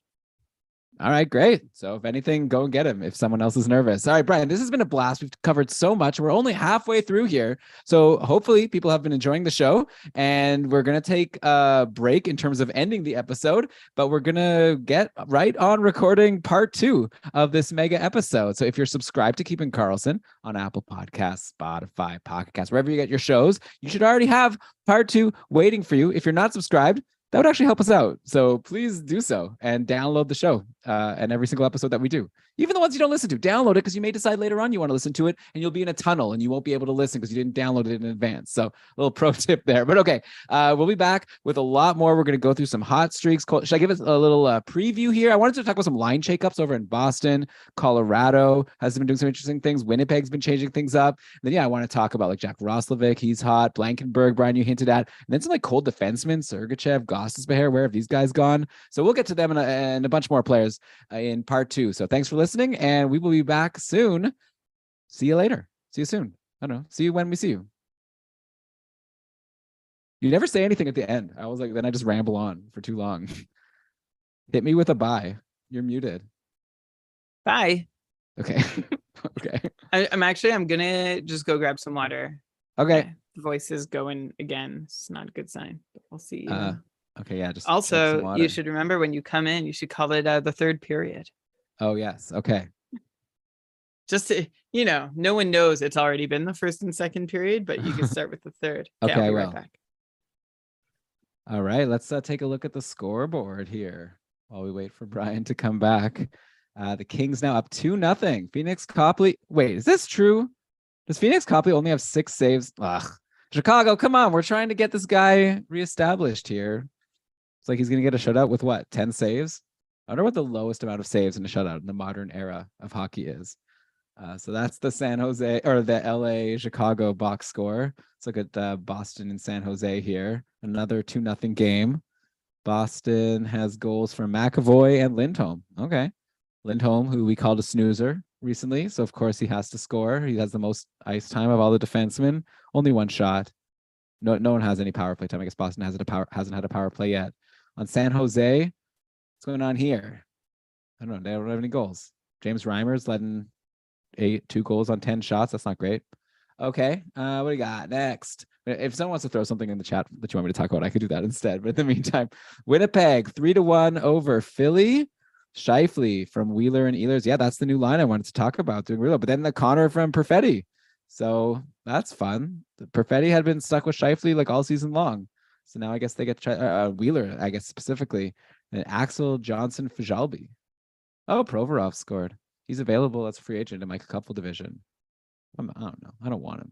Also, with that whole like controversy, he's got kind of a stink on him. Not that I would like not pick up a player just because of that, but definitely if he also isn't even doing that well, I'd prefer not to have Ivan Provorov on my team. Get someone who like is a more inclusive. But anyway, whatever. Okay, Provorov from Tippett and Cam York. Okay. So Elon, you know how I said I won my matchup? Yeah, you're not winning now. Well, like it's just like I'm 1 or 2 like really impressive games away from my opponent to blowing this lead. Okay, we'll keep us posted at the end. Let's just pretend like you won until you haven't at this point, because it would be too confusing. Yeah, no, luck. I'm not gonna, but like you'll be okay. Holy nothing you can do now anyways. Just relax. See and my opponent, wow, he's going for it. I thought he had like given up on the week. He added someone like for next week earlier today. So I made a next week ad, and then he added Perfetti. And he just got an assist. And he got an assist. Oh, boy. All right. So what's the score? Like how many points are you ahead by? Yeah, my opponent added Taylor Radish, who does play today. Oh, my bad. I guess I just wasn't worried about it. Oh, Taylor Radish. Good luck. You just said on the show how you love Taylor Radish so much. I do, but like I didn't. But like, is that going to change when I'm already up? So I was up by 35 to start the day. I'm up by 20. That's enough. You'll be fine. So all my guys playing tonight. Remember that day when you took a screenshot of your team and like they were all like 0? That's me today. But there's like not that much time left. So if you're already up by 20, like there's not going to be that many goals left. Well, he has Provorov and Perfetti. Yeah, but those are points that already happened. I'm talking about moving forward. I know, but they're still playing. Like Copley, Konechny, Dubois, Copley's not Radish. getting any saves. Yeah, I hope Chicago it stays doesn't that shoot. way. Yeah. All right, but so like a shutout is going to be worth a couple points. You'll be okay. Okay, we'll see. Let's bang this out. Well, okay, let's try. Okay, I have a new bit I thought of. It's not that great. Third period. All right. Maybe you can be third period. Like do what happens at hockey arenas. What happens? I don't know. They say, "Welcome back, your Ottawa Senators." Okay. I don't know what. I don't really think there's anything you can do with that. All right. The Kings are beating the Blackhawks 2-0. It's 3-1 for Winnipeg over Philly, and Arizona is up 1-0 over Vegas. And we are back for part 2 of the Keeping Karlsson Mega Show, the third period. Here we go, Brian. What's going on? How are you since we just recorded? You hate when I ask you, how are you? I won't even ask that, but I will just say that I had a blast talking about all the injuries and outjuries with you, but we've got a ton to talk about in part 2. And do you have any final thoughts on any of that stuff from the past before we dive into? I'll tell you where we're going to start. We're going to start in Boston. We're going to talk about how we were not wrong, but just like, we gave advice last week and they changed up all the lines and made our advice useless. So we'll see how that goes today. But are you ready to jump into that or what's going on? Yeah, I think we have one loop to close. By the way, I don't hate when you ask me how I am. I love it. I just don't know that it's good content. That anyone really. Okay. Maybe they care. They're listening to how many episodes? This is episode 471. People might care. Like, who is this guy? How's he doing? Well, then become a patron and listen to the Patron Cast. I'll tell you way too much about how I'm doing. One thing to close the loop on from periods 1 and 2, Elon, because this is the start of the third period of our show, is that the award that goes to the top AHL goaltender is called the Baz Bastion Award. Okay. The Aldej, I don't know how to pronounce his name. I guess Baz was a nickname. It's a memorial award presented to the AHL's best goaltender. It was originally called the Harry Hap Holmes Memorial Award. And then I guess Baz Bastion was a general manager of a team. And then he died prematurely in a car crash, and they named this award after him. So sorry to Harry Hap Holmes, and of course Baz Bastion and his family. Anyway, do you know the only two? You'll never name them. The 2-time winners of the Baz Bastion Award. Oh, 2-time winners. Okay. Well, no, You'll never guess them. It's impossible. Okay, so we've got Mark LaForest, who was terrible for the Ottawa Senators in NHL 94 and 95. And then you had like the video game, and the other 2-time winner was Jason LaBarbera. Recent winners. It's an interesting list, actually, Elon. You've got the most recent winner, Dustin Wolf in the Flame system. People say he's going to be so good. Logan Thompson. Very good. Kaapo Kakkonen. High pedigree. Alex Nedeljkovic, Garrett Sparks, Troy Grosnick, Peter Budaj. He had that one good year. Matt, but like a lot of these guys are winning it in the front end of their careers, and I think Peter Budaj was like semi-retired when he won. Matt Murray, Jake Allen, Matt Murray, Svedberg, Jan Dennis, Brad Thiessen, Jonathan Bernier, Corey Schneider, Michael Layton. Are you going to do the whole list? I just went back to Jason LaBarbera's second win. Oh, okay. Yeah. I like how before we actually pressed record, you're like, let's knock this out. And then you read 20 winners of the Baz Bastion Award. I'm excited to see that Felix Potvin. He was my favorite goalie growing up. He won it before his first season. That's cool. Wow. Okay. Look at that, Brian. So here we are ready to dive. The year after Mark LaForest won his second. There you go. I hope that people enjoyed my new intro I tried out instead of this subdued voice. I don't want to be subdued. I want to get excited about what's going on in fantasy hockey here. Okay. And we're going to talk about the Boston Bruins now. I'm going to do a segment on line shakeups. Okay. Just teams that have been doing lines that are not familiar to us from recent play. And in Boston, they've gone back to the Pasta, Krejci, Zacha, all check second line or first line, whatever you want to call it. So before, I think the last time we talked about Boston, they were going with Pasternak, Marchand, and Bergeron, which made kind of like everyone else not too valuable. Since then, If Pasta's back with Krejci and Zacha, amazing news for Krejci and Zacha because David Pastrnak is insane. Before today's game, Pastrnak has been on a run of 13 points in his last 8 games. I'm seeing he has an assist today. It's like a 1 assist game for Pastrnak is actually disappointing. We're only halfway through, so I'm sure he'll score another couple goals to really keep this streak going. And so, yeah, great news for David Krejci. 6 assists in his last 3 games going into today. And then also Pavel Zacha, a guy who was available in free agency in like all leagues, had a huge week, a 3-game point streak, 5 points. It started with a 3-point game. So I think at this point, going into next week, Boston plays 4 games. If you're interested in someone from that team, obviously we talked about on the matchup maximizer, how you may not have room for all of those games, but if you do have room, all of a sudden you've got some potentially interesting free agents, a Pavel Zacha or a Craig Smith, who's on the top line right now with Bergeron and Marchand. And Craig Smith, I believe, yeah, he has an assist today on a Hampus Lindholm goal. So there's points to be had over in Boston just by like looking at who Marchand, Bergeron, and or Pastrnak are playing with, because those 3 are insane. I actually wanted to just point out with Brad Marchand before I throw to you, so Brad Marchand missed training camp, right? Isn't that a thing we sometimes say, how a player is going to miss training camp, so they might not be like at 100% right away, might struggle. Like this guy's he has 43 points in 37 games now since coming back from his injury. I looked at his career stats. I wonder how many people would guess that Marchand is below a point per game in his career. He has 838 points in 911 career games. Like feels like he's been a 90 plus 100-point guy like forever, like since we started doing the podcast. But he had this whole career beforehand where he was so far below a point per game that even with this amazing stretch of like a decade almost, he's still not even there, and he's probably not going to get there. Maybe he will. I don't know. But yeah, what a weird career for Brad Marchand. But anyways, any interest in Krejci? Well, obviously you have interest, right, in Krejci, but like Zacha or Craig Smith, are we going to recommend people grab them while they're on these lines? So Pavel, yeah, I mean, I'm interested in all these guys. This is great deployment for everybody when Boston splits their top 2 lines and Pastrnak on the second is helping others produce. We can see Boston run a full, basically completely rosterable top 6, and maybe the 6th piece is a streamer, but we're very interested in what's happening in Boston. Pavel Zacha, 3 goals on his last 6 shots going into tonight. So, it's not something you can put your name on that it's going to work out all the way for sure, but nice little post new contract bump that Zacha's on in this run. David Krejci, great apples. He's going to apple picking. Great run with Pastrnak earlier this year too. Lots of assists to Pasternak's goals. Great place for Krejci to be. And then Craig Smith, nice to see him put up points. The guy also refuses, like outright refuses to shoot. He has, going into tonight, 2 shots in his last 5 games so far tonight in 4.5 minutes of play. Craig Smith has an assist, but he has more assists than shots, which is none. Elon, I want to bring up one other thing here that you talked about Marchand, and it's amazing. And I actually remember we could probably find the Keeping Karlsson episode where Marchand was emerging as being like a power play threat.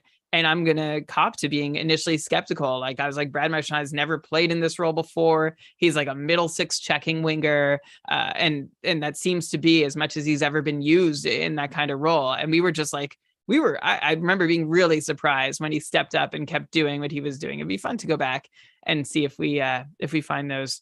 Yeah. The tape from that. It's out maybe there. Now the question is like, who's the player who's played like 500 games in the NHL and is about to just go off and become a superstar? Yeah. Boone Jenner.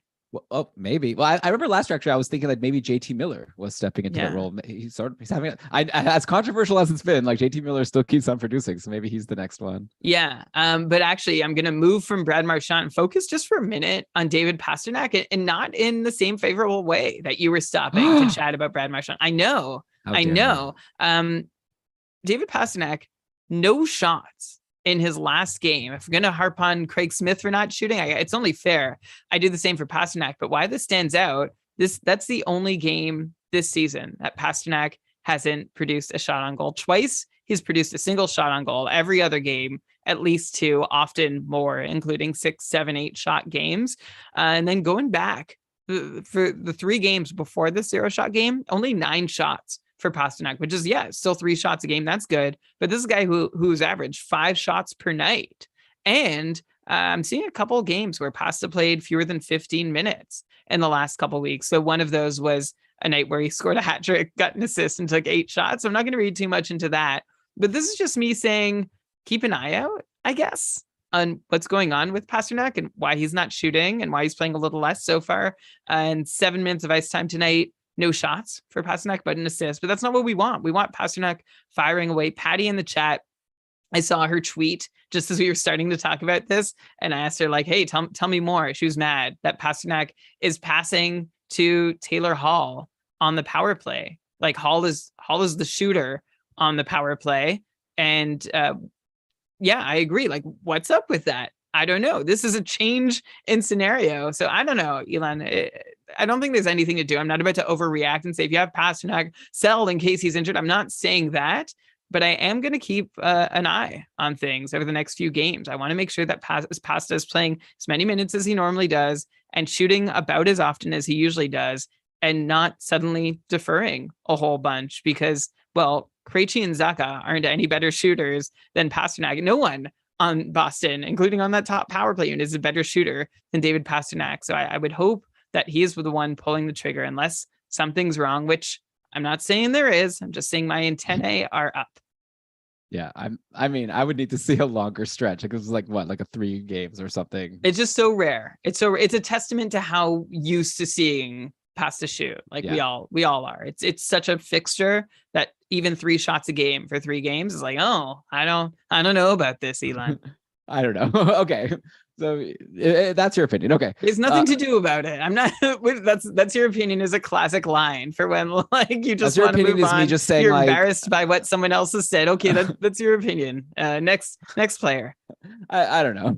I could respond, but I also don't want to spend more time talking about this like nothing burger. So let's just go to Colorado next, who has shaken things up. They've split up McKinnon and Rantanen, which is like not something they've done very much. I guess they've done it like periodically throughout the time that we've been doing this podcast. Usually we'd be like concerned, like, oh, is this bad news for Rantanen? Or I remember Landeskog would be off that line, like, oh, is this bad news for Landeskog? But like at this point, like we just know that like both of these guys are such superstars, it doesn't matter, right? Like McKinnon and Rantanen both having like incredible seasons. I don't even think it's like with Draisaitl and McKinnon, right? Like I could spend time talking about how amazing these two are doing, but everyone already knows. So maybe we could just move on to like all these other guys, because the nice thing about having McKinnon and Rantanen split is it all of a sudden makes a lot of players on Colorado become interesting, because that means now we have 4 players that potentially can be exposed to McKinnon and Rantanen at even strength. So in the last game, unfortunately, they're not going to make it easy for us because they kind of switched up the lines a little bit, but they started with Rodriguez and Lehkonen playing with McKinnon.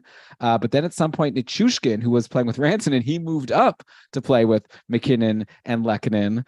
And then Evan Rodriguez actually ended up going like to a line with like Cogliano and Logan O'Connor. So I don't know if like Rodriguez like did something to piss someone off, or if they just wanted to shake things up. So then Rantanen was playing with JT Compher and Alex Newhook for a bit, with Newhook taking over for Nichushkin, who moved to the top line. So don't worry, there's not going to be a test. You don't need to memorize all of this. I'll just say that obviously, you got to check the lines before the next game. But in the meantime, like Lehkonen, we already know is really good. And like Brian and I made a huge mistake, both dropping him a million years ago at this point. He's got 7 points in his last 5 games. He's like a fixture on the top line and top power play. I don't think Landeskog's coming back anytime soon to bump him. Valerie Nichushkin was actually cold for a little bit, but with McKinnon and Rantanen going off, he's actually not going off like crazy, but he does have like 6 shots in his last game versus Seattle, even though he didn't get a point. But I'm assuming, Brian, we're still into Nichushkin. And I guess the one that jumps out to me right now is like JT Compher is someone who I thought would like be valuable like during that time when McKinnon was hurt and he was getting like some better deployment, different people were hurt. But like Compher like continues to produce. He's now up to 5 points in his last 4 games. He's been playing with Rantanen. So I think at this point, if he's available in free agency in your league, you got to start thinking if maybe it's time to jump on the JT Compher train. Yeah, another guy who doesn't shoot, but if he's available in your league and that's not going to bother you too much, he is a forward who blocks, if that helps you, and occasionally hits as well. So JT Compher has some value if you don't mind. No shots on goal. It's a couple power play points from the second unit, which is one of the reasons why JT Compher is as hot as he is right now. We don't expect that to continue. However, Elon, at any moment, if you were like, do you want the guy playing with Mikko Rantanen? I would say yes, absolutely. And I wouldn't even take a moment to ask, well, is Nathan McKinnon there too? Doesn't need to be. Are you playing with Mikko Rantanen for JT Compher? The answer has been yes. So yeah, I'm interested in everybody exposed to McKinnon and Rantanen, which includes Lehkonen, of course, Nichushkin, of course, and Evan Rodriguez and JT Compher. Sorry about that. I was muted. Yeah, I didn't even notice these blocks, but yeah, he is among the top of the league. Looks like he's around like top 10 in forwards for blocks. You know who else blocks a lot of shots? Some like superstars that we'd never give them credit for. But Austin Matthews has 55 blocks this year in 45 games. Elias Pettersson has 50 blocks. Are you looking at like the top of the table? Like, where do these guys rank amongst forwards in the whole NHL? Okay, I'm going to give you the full list here according to Frozen Tools. Josh Brown is number 1. He's on the Coyotes. He has 68 blocks. Then Nick Bonino. Then Kopitar, another superstar, like then Matthews, Garnett Hathaway, Elias Pettersson, then Christian Dvorak, Phil Deneau, and then you go a little bit further and you get to JT Compher. So extra value to these guys, underrated. Definitely. A forward that blocks. We never talk about it. We probably should. So thanks for bringing that up. But okay, let's go to some other interesting lines. Okay, in Detroit, Detroit's just doing crazy stuff. They're like really keeping us on our toes because they had that stretch where Dominic Kubalik was on a top line and he was like producing and doing so well. And then out of nowhere, he just got like sent to the third line and second power play. And then it was like everyone was dropping Kubalik. And then we were talking about Michael Rasmussen for a bit, who was getting in a good spot. Then, he got sent and now no one cares about him anymore. And now all of a sudden, Dominic Kubalik is back in his good spot. In the last game, Kubalik was playing with Larkin and Lucas Raymond. Of course, Tyler Bertuzzi is injured and maybe he'll come back and they'll all get shaken up again. But I think if you were excited about Kubalik back before when he was hot, like now he's got points in 2 straight games. He's playing on this top line. I don't know. Maybe you're not like as excited as last time because maybe last time it was like, oh, maybe like he's like now entrenched. Like maybe like, he's getting an opportunity he didn't get before and now the coach has unlocked something. But the fact that he was so easily like sent down the lineup means that maybe it's going to happen again. But in the meantime, he went on a really great run earlier in the year and I felt really dumb for not having added him. So I actually have the opportunity to add him in Cupful if he doesn't, I'm out of moves for this week. We'll see if he's still available at 3 a.m. But I maybe have to jump on him even if I don't have room for him. But maybe you'll tell me that I don't need to. That was my question. If you don't have room for Kubalik, are you going to still jump on him? And maybe I'll share my piece and then you can answer that question. My piece is actually really short. And you've basically summed it up. We know that Kubalik, when he gets hot, and you always feel badly if you're not the one who jumped on him. And maybe it's a waste of a move. Maybe this is just a flash in the pan. Like hot Elon is debatable right now because Kubalik has points in consecutive games, but that's it, right? It's nice that Kubalik, if I want to look for more, he's taken at least 2 shots in consecutive games as well, which he hasn't done so often over the last little while. So 2 reasons to think that maybe Kubalik is about to start a run, but you're right. You usually need to be on the front end of that to enjoy what's to come. So I'll rephrase the question for you, Elon. You have no room. Kubalik gets 0 games for you next week. Are you making a move to add him? I mean, probably not. Because like I said, I need to win out, right? Like my team is not in a position to take it easy, but maybe if I'm high up in the standings and I could afford to cruise a little bit, maybe it is worth taking a shot just in case. But I would love if Tyler Bertuzzi could come back and we can get the updated lines with Bertuzzi back just to see. And again, like even that, like they could change again so quickly. So I guess my answer is no. It's like if you have room, I would stream him in because he can get hot, but it's far from a sure thing, right? So maybe you have better options out there. I think it's still too soon to like rationally jump on. If you want to like really do a big speculative ad, you can go and get him. But at this point, I don't think we've seen enough to know that Kubalik has entered hot mode territory. Yeah, no one is hitting hot mode territory on the Islanders. I was wishing actually that I didn't say that so that you repeated the phrase, which makes absolutely no sense, makes me very self-conscious. What? That was good. Okay, great. Okay. Hot mode territory. Hot mode territory. Okay. I'm just going to say it again. Okay. I think it's good. I was actually half saying that for the show. Like I was going to let you roll with that. But I am going to. No, but what I said. Oh, okay. Yeah, right. Just like it never happened. Go. Okay. Oh, you didn't give me credit for Devin Taves, by the way. Oh, sorry. Do you want me to go back and do that? No. Okay. I mean, come on. No.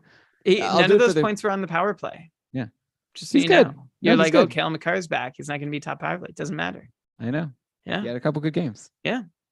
I didn't say he never would have a good game. A hotter run than Kubalik is on right now. Yeah. 3 point. Well, but he's rostered in a lot of leagues, so it's not as like valuable information for the listeners. But yeah, okay. No, you're right. I messed up. I'm trying because you said to knock this out, but then I guess let's knock. Making it harder. Okay. What was the line again that you said now? Hot mode territory? Hot mode territory. It sounds like hot girls. Okay. I don't know. There's nobody in hot mode territory on the New York Islanders, unfortunately, which is where I want to go next.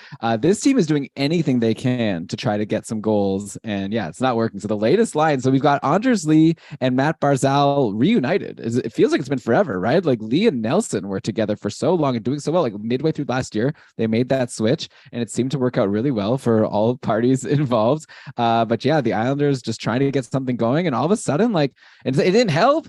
Right in this last game versus Carolina, the Islanders lost 5-2. Anders Lee did have an assist, his first point in 6 games. Matt Barzal, no points, and he is now pointless in 7 games. Barzal just like, and I know the short shifts guys talked about it, but like I need to talk about it with you also, Brian. Like it's just like this stinks. Brian, I traded Trevor Zegras for Matt Barzal, and you told me that you thought it was a good move. And then afterwards, Barzal went on this great hot run. And I was like, that was a good move. All right. I messaged you privately. I was like, Brian, I just want to tell you, that was a really good suggestion you gave. Now, this is fantasy hockey, right? Now, all of a sudden, Barzal, pointless in 7. Trevor Zegras, hottest player in the league. 9 points in his last 5 games, just destroying. So we'll get to Anaheim in just a sec. What are we doing on the Islanders here? Like, are they ever going to score again? More than like 1 or 2 goals a game? Like, or are Barzal, and then to a lesser extent, like maybe obviously you say you got to hold Barzal. Like, what are you doing? But like Anders Lee, I don't know. By the way, Ryan Pulock, another change they've done to try to like shake things up. Ryan Pulock was on the top power play last game. They went 3 forwards and 2 defensemen. Didn't help. I'm sure it'll, I'm not going to recommend you get Ryan Pulock. He's done nothing all season. Yeah. Curious to like, how nervous are you about the Islanders right now? Pretty nervous, but not so nervous. Like this is a bad run of luck for the whole team. The Isles have just 15 goals in their last 9 games. They're also just 1 for 22 on the power play. In that stretch, they're shooting 6% as a team. So no one's doing well in Long Island right now. I think I've mentioned already a couple times on the show, but the Isles watchers that I follow on Twitter are remarking on how dispirited and discombobulated the team looks in front of Sorokin each night. Like if it weren't for him, the Isles would be in a bigger world of hurt than they are now. Of course, that's altogether, not just offensively. So I think there is some like current confusion and dysfunction for the Islanders that they're working through, but it shouldn't be this bad. And I assume Barzal is going to be okay again when the Isles get off the schneid. Like the offense, honestly, overall, it seems to be about as strong in the last month during this drought as it has been all year. And we've been saying that the offense while Barzal's on the ice has been like pretty nice. It's been good. That's why he's been such a great fantasy asset and why I suggested, yeah, you take that trade Barzal for Zegras. So I'm not getting too concerned if this dry run lasts for another week or 2. I'd be both surprised and then extremely concerned. But for now, it has been a long time. Right? 15 goals in 9 games as a team, not great. But I still think that things will just sort of regress and come back to normal. If you are looking for an Islanders defenseman, by the way, can I suggest Scott Mayfield in a league where a nice peripherals floor helps you? He's got 8 shots in his last 3 games. He's not going to get you points, just 12 points in 48 games so far this year, but he plays like top 4 pairing minutes, occasionally top pairing minutes. He hits, he blocks, he shoots. It's not a bad choice if you're looking for somebody who like you're not going to get points. The D pool is deep enough that points are out of the question, but you just want somebody to help you fill a few cats in a week. I would prefer Scott Mayfield to Ryan Pulock to Alex Romanov. He seems to be doing well, and he has great hair in his player picture. Yeah, I guess maybe the next Jake Wallman. Like if someone shoots a lot, eventually sometimes pucks go in the net, right? When you take a shot, that's what Wayne Gretzky said. Yeah, well, he is. Yeah, something. Mayfield shoots 6.6% this year, and he only has 76 shots over 48 games. He really wasn't shooting a lot through the front end of the season, but he seems to be shooting a little bit more. Like it sort of comes and goes in spurts, but it's right now it's coming. All right, so let's switch over to a team that is in hot mode territory over on Winnipeg, Brian. You're loving this. They've swapped up the lines. So Ehlers and Perfetti swapped. So now Ehlers is playing with Wheeler and Scheifele, which is great news for Wheeler and Scheifele, because Nick Ehlers is really amazing. He's having an insane season. Obviously, he hasn't played too many games yet, but I'm seeing now it's 3-2 for Winnipeg over Philly with a period to go on Sunday. Ehlers has an assist on a goal from Mark Scheifele, and the other assist went to Blake Wheeler. So Wheeler was a little bit cold after coming back from his injury, but I think getting Ehlers on his line is going to help him out. So that's great news for him. Scheifele had a really good game in the last game versus Ottawa. And you know what? I'm not even worried about Kyle Connor. He's on the other line now. He loses Nick Ehlers. He gets Cole Perfetti, which maybe doesn't sound amazing, but Kyle Connor has a goal today, assisted by Perfetti, which actually I'm very happy about, because in our Discord we have our Tim Hortons Timmy, what is it called? Whatever. The thing where you try to predict who's going to score goals.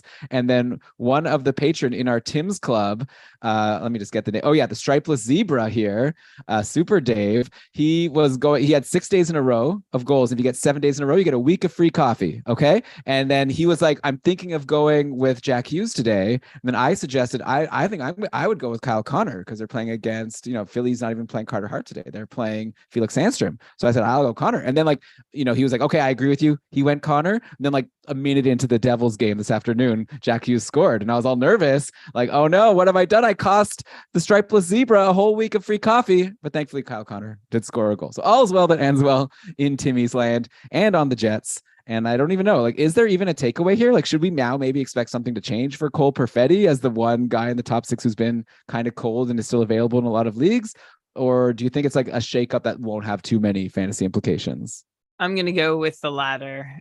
We've seen Cole Perfetti get into some pretty great deployment situations already this season, and he seems to be able to make it work for a game or two or maybe 3, and then not much longer after that. I don't know, maybe with Pierre-Luc Dubois is amazing, by the way. I think we've already gone on and said this enough. So Dubois and Connor are, it doesn't get much better than having Dubois and Connor as your line mates. And Perfetti has played a lot of time with Dubois this season, but this is the first time that he's playing with Kyle Connor. So maybe that's your reason to give this a fresh set of eyes on Cole Perfetti this time around and think, oh, maybe he will keep it up. And we'll watch to see if that happens. But I'm not thinking, my hunch is that this does not make Cole Perfetti a whole entirely new entity than he has been all season, playing essentially with Wheeler and then with Scheifele or Dubois.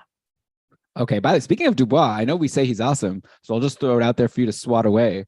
So far, no points today versus Philly. If that continues, that'll be 4 straight games without a point for Pierre-Luc Dubois. I know he's taking shots. I'm sure you're going to say not to worry about it. Yeah, I'm going to swat that away. I watched Pierre-Luc Dubois play against Ottawa. He had a couple really good sequences. I'm going to swat that away, Elon. I watched him against Ottawa. He had a couple really good sequences, and where he looked completely in control. We just talked up Dubois recently, as we have been really for the last year or so. Dubois for real. He's good. If he goes a few games without a point, that just tells me he's going to get one real soon. Like any high-end centerman having a little cold stretch, I don't freak out. And that's basically the status that Pierre-Luc Dubois has attained over his play in Winnipeg. Yeah, hopefully we didn't jinx him. So you said any high-end center that goes on a cold stretch, you don't freak out. But a winger like David Pastrnak, who doesn't shoot for a couple games, a whole other story. Oh my gosh. Okay. All right. I'm trying to be funny. I don't know. So funny. Is it good to be funny on this show? People don't even want you. They don't go listen to some comedy podcast, right? But they're probably telling me, Elon, just stick with giving us some fantasy advice. So fine. Okay. Yeah. Okay. It's not good. Was that whole story, the Timmy's story with the Stripeless Zero, was that even a good story? You didn't see that into it. It was okay. Yeah. I'm doing my best. I just did another show. This is my second show in 24 hours. So are you making excuses? You don't need to make excuses. You're doing great. I don't know. I feel like, okay. Okay. Sorry, I'm gonna just go. Well, all right. I got one more line combination. This was a recommendation from a patron, Steven, who wanted us to talk about Cody Glass on the top line in Nashville. I did not know that Cody Glass was on the top line in Nashville, but yeah, looking at the last game versus LA, where they chased away Phoenix Copley after 3 shots, Cody Glass was playing with Philip Forsberg and Matt Duchene. So that's really amazing. And he had 2 assists. Okay, this is a good recommendation, Steven. So this is another guy. Like we've had Parsonen, we've had Novak, and now we've got Cody Glass probably the highest pedigree guy of all of them, right? Even though he seems like the biggest nobody at this point. He was 6th overall pick way back in 2017 by the Vegas Golden Knights. And now here he is finally. This is like one of his first ever opportunities getting like really good deployment like this. And hey, 2 assists. A watch list, right? I don't know. It's hard for now to recommend whether this is going to hold. And we've seen lots of guys go through this spot in the roster, but interesting for sure. Yeah, no, this is definitely watch list material, if not rosterable. Like if you were looking, so Nashville, the thing about Nashville is they don't have a great schedule coming up. If I'm remembering right, they only play twice. Well, I know they only play twice this upcoming week, and then after that they have another like very bad scheduling situation. So but they do have a great playoff schedule, but I don't think you're going to hold Cody Glass all the way to your playoffs. So that's why I would watch list Cody Glass. I wouldn't necessarily jump to roster him, which I did, by the way, know. You might have not known, Elon, but I did because I've used Parsonen, who is now down on the 4th line. And Cody Glass is basically on the top line doing what Parsonen was doing, which is putting up points without taking too many shots. On the top power play, it's also worth mentioning that in the last game, Nashville only had a minute of power play time, but Parsonen was not to be found amongst that top unit. It was Forsberg, Duchesne, Ryan Johansson, and Mikael Granlund, of course, with Roman Josi quarterbacking. So yeah, neat little spot for Cody Glass to find himself. Like Elon, we've asked about Mikey Eyssimont over in San Jose being the third piece of the top line with Hertl and Meyer. No, is it Hertl and Meyer? Yeah, it is. Being the third piece with Hertl and Meyer there, Cody Glass is someone I would be more interested in than Mikey Eyssimont. I'd definitely put him on my watch list. And if I need a game and Cody Glass is available, as long as he's on that top line and he keeps producing while he's there, I will consider him. Yeah, so something to watch out for, and we'll see. All right, so Brian, we've still got a bunch of hot and cold streaks I wanted to get to end the show. So we're going to get into all of that in overtime. Okay, so we'll take a quick break. We're done the third, but I guess it's a tie game, so we're going to keep playing. It's going to be like a playoffs, right? It's going to be a real overtime, 20 minutes, unless someone scores. I don't even know what that means. What's the metaphor there?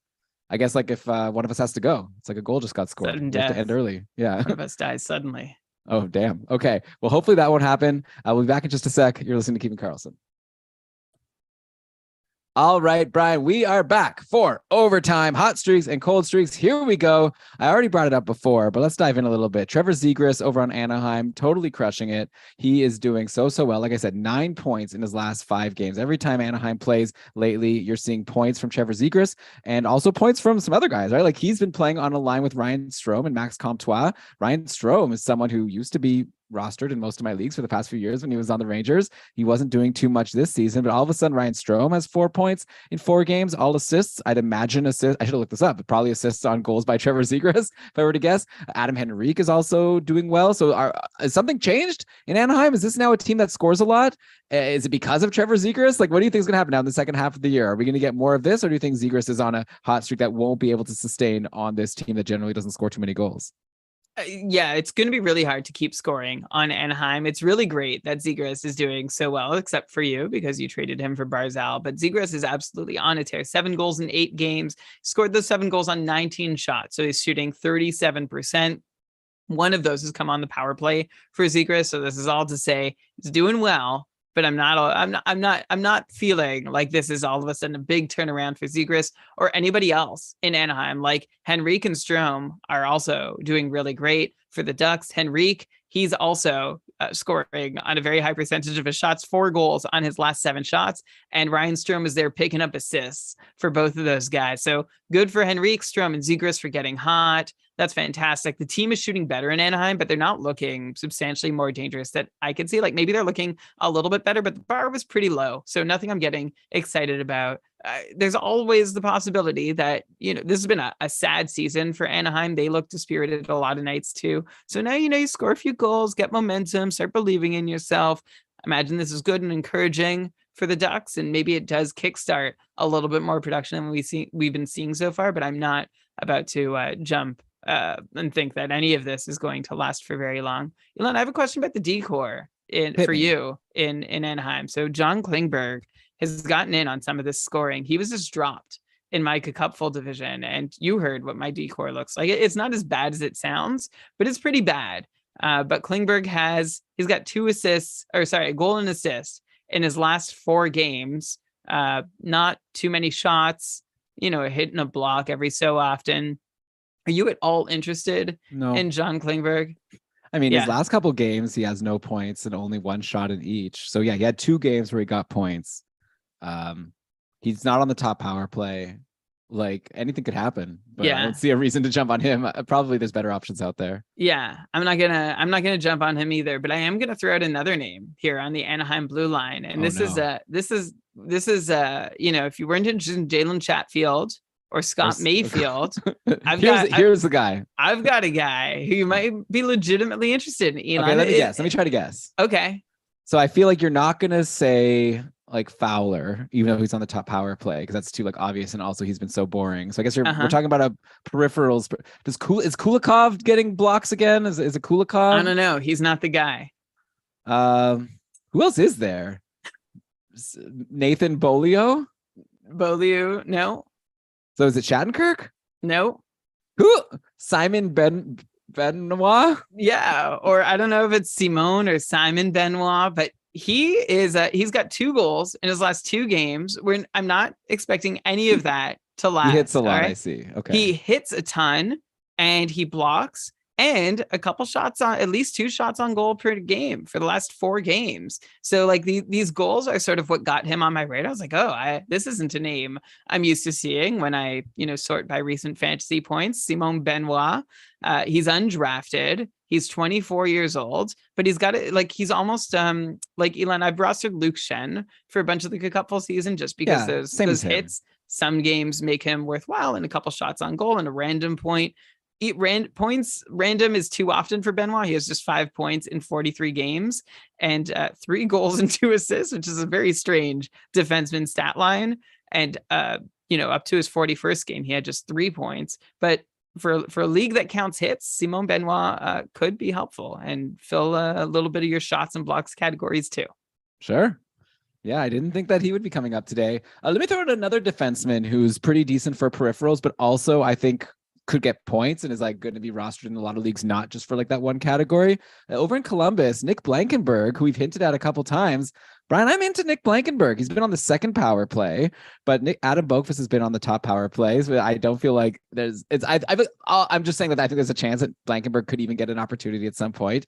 He was injured for a long time, but since he's come back, he had a few pointless games. But in his last couple of games, he had a goal against Anaheim with 5 shots, 2 assists in the most recent game for Columbus. By the way, did I mention that Blankenberg is on Columbus? I don't even know if everyone knows this, but he had 2 assists against the Sharks. No shots in that game, but he's also been getting like not as many hits as Simone Benoit, but 1 or 2 hits a game, a couple blocks a game generally, and just like seems like a guy who's really coming into his own. Like some of them maybe we didn't even know if he was going to be a full-time NHLer, but all of a sudden he's like a top pairing. Like, well, I don't know, maybe not top pairing, but I don't know. But Columbus doesn't have a lot of great options on D, so they are giving Blankenberg some decent time, and he's kind of hot right now. I know you and I both have him on our couple teams, and I don't know. I'm not saying I'm going to hold him all season, but I'm pretty into Nick Blankenberg.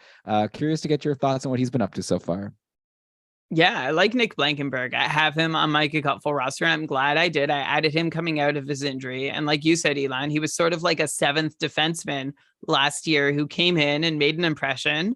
And then in camp, made another impression to say, okay, this guy might not even be a bottom pairing guy. Maybe he's in our top 4. Maybe he even plays on our top pairing. Elon, if I'm remembering correctly, he was paired with Zach Werenski before Werenski got injured. And I do have a way to look that up. Blankenberg was Werenski's most frequent D partner. So like Columbus sees some upside in him, and we're not looking for offense for him necessarily. We're happy to see what he's been able to put on the board recently, but 35, 40 points would be great offensively for Blankenberg, but that's on top of what we expect to be a decent floor of peripherals, couple shots, couple hits, couple blocks a night. And as you mentioned, Elon Blankenberg still sits behind Adam Boqvist for top power play time, but Adam Boqvist has 1 power play point and about 12 games of opportunity while quarterbacking that top unit.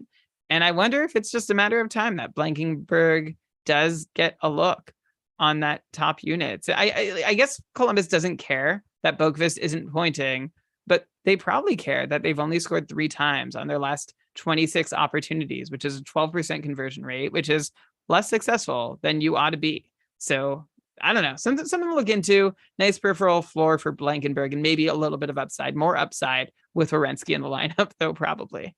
Well, yeah, if Werenski was there, it would be a whole different story, and I might be doing a lot better in the cupful. But here we are talking about Nick Blankenberg, who I have instead. Another guy in Columbus we really need to talk about is Jack Roslovic. And I know this is like something we do 2 or 3 times a year. It's kind of like a tradition on Keeping Karlsson. We talk about how, hey, Jack Roslovic is on the top line. But here he is again. He's been playing recently on that line instead of Boone Jenner. It's been Roslovic playing with Line and Gaudreau. Those are 2 pretty darn good line mates. And he's been on the top power play, at least in the last game, with Jenner and then Gaudreau and Line and Adam Boqvist. And Roslovic is on a hot streak. He's got 6 points in his last 5 games. So yeah, you could say, you're probably a listener, you're being like, oh, stop recommending. Like, I'm not going to add Jack Roslovic. Okay. Like, I've done it before. It never but at the end of the day, we've got a guy that's on top line, top power play, and he's producing and he's playing with good players. So what do you want? Like, I had this conversation with John Reed yesterday. Like he and I had an open spot in our league, Brian, that we're in together. And we were like, okay, who are we going to add? And he suggested, what about Jack Roslovic? And I swatted away, like you swatted away my concern about Dubois, which I didn't actually have concern about Dubois, just like the concern I rose about Dubois. Anyways, I swatted it away, but then I actually looked at it and I was like, I shouldn't have swatted it away because he's checking all the boxes. So for now, I think we have to recommend Jack Roslovic. Plus, Columbus has a good schedule next week. I mentioned on Matchup Maximizer, they go Monday, Wednesday, Friday, Saturday. So at least get those 3 games. Then you could drop on Saturday if you don't have room for him and if he's cool. But I feel like there's probably not too many better bets in free agency for a lot of people for 3 games by Friday. Totally. Yeah. And I added Roslovic with my last ad of the week, thinking that I was in the clear with my couple matchup, which is getting closer than I anticipated, but I think I'm going to be okay. Don't worry, anyone. But yeah, I've got Roslovic. I was surprised actually that nobody else had already snapped him up for next week, as you did in the other league that we're in together. Elon, it's really funny because Columbus has that great schedule. And you would think that there might be any other decent streaming options. And you probably talked about this on the Matchup Maximizer show, but they're really, it's pretty weak in Columbus. Can I ask you to rank? Like you've got Marchenko, you've got Bemstrom, you've got Kent Johnson and Gustav Nyquist, I guess would be the other names. Would you take any of these guys or would you just pass? I mean, Nyquist for a good schedule is decent. Yeah, he's been shooting a little bit more lately too. I like Nyquist too. Okay, I would say, well, I already actually did this exercise for Matchup Maximizer yesterday, and I said Roslovic number 1 and then Nyquist number 2, assuming obviously Boone Jenner is taken. And then after that, I don't know. Then it's like a shot in the dark, right? So I think those are the 2 that I'd be kind of Bemstrom, Marchenko, and Kent Johnson. Like you don't like either one. They're all equally unimpressive to you. No, I wouldn't say unimpressive. Like obviously Kent Johnson is going to be amazing one day. It's just like right now he's not someone I'm like super excited about for like next week. But yeah, not people I'm like targeting aggressively, I'll say. Yeah, okay, that makes sense. I'm with you too. Roslovic, Nyquist, and then the other 3 like could all be great someday, but that day is not today. I guess I'd lean. I don't know. Like neither of them really do anything. Like there's no one they'll need the opportunity, right? Yeah, like, there's no one who has a floor. But if you could get but it's a little frustrating. You know, you have a team with a rare. There's not many teams with a good schedule this week, and one of them has very few options available. Yeah, well, probably Roslovic is available for a lot of people, so you don't have to look further than that. Cole Sillinger is also going to be really good. Like Columbus actually could be really good soon. It's not going to be this year, but when Werenski's back next year and some of these guys are a year older, I think things could get pretty exciting pretty quickly over there. They'll need some good goaltending, of course. All right, next up, Brian, let's go to Buffalo quickly. Another team with a decent schedule next week. And I wanted to talk about, we're not going to talk about Tage Thompson and Jeff Skinner and Alex Tuck. We've done that enough. Let's go all the way down to, I guess, the 3rd line, because I'm going to assume that the Dylan Cousins line is the 2nd line. Though if you look at time on ice in the last game, the line that played the most was Olofsson, Middlestat, and Tyson Jost. And Victor Olofsson is going off again. And he's a guy, remember in his rookie year where he was scoring goals like every single game, generally on the power play. He was like one of the hottest pickups. This year, he's not even on the top power play for most of the season. And for a lot of the year, he had a hot run near the start. Then he went super cold, but he's hot again. He's scored goals in 5 of his last 6 games, at least 1. And he had 2 in the most recent game versus Anaheim. So, you can't get much hotter than that, scoring every game. And it's not like he's doing it on 1 or 2 shots. Like it's been like 4, 3 shots in the last couple of games. There were a couple of games before that where it was like 2 shots and he was scoring 1 goal. So obviously not sustainable to just score every single game. But what's your interest level like in Victor Olofsson? Is he someone you'd be looking to target in a couple if he was available? No, not really. My interest is pretty low in Olofsson. Like if you got him before this run, which I believe you did, Elon, like good for you. That was great. But I would cut your losses before you hang on too long to Victor Olofsson, who's a Cy Young contender this season in the league. 21 goals and just 6 assists in 45 games. Those 21 goals for Olofsson have come on 103 shots, which means he's scoring on about 20% of the shots he takes, which is about twice as many as we would normally expect based on Olofsson's career history. It's nice that he has taken just over, almost 2.5 shots per game, but Olofsson's role has decreased from last year, which had decreased from the year before, which had decreased from the year before when Olofsson put up his one real consistent fantasy relevant season as a sophomore back in 1920. Olofsson had 20 goals and 42 points in 54 games with great power play numbers and opportunity. But Olofsson hasn't been a consistent power play opportunity seer for a couple seasons now. Occasionally he's gotten a turn to rip on power play one, but generally plays as like the ripper trigger man on the second power play. So it's great. Olofsson, like I said, super hot. 8 goals in his last 9 games on 29 shots. That's a 28% shooting percentage. It's nice that like the increase in shooting is good for Olofsson. He's taken 3 shots per game versus largely 2. I know, which has nudged him towards 2.5, which I said a few seconds ago. And this run for Olofsson also includes 4 goals in his last 3 games on 9 shots. So now Olofsson is shooting 18% at 5-on-5 on the season. That's twice his usual number, as I mentioned.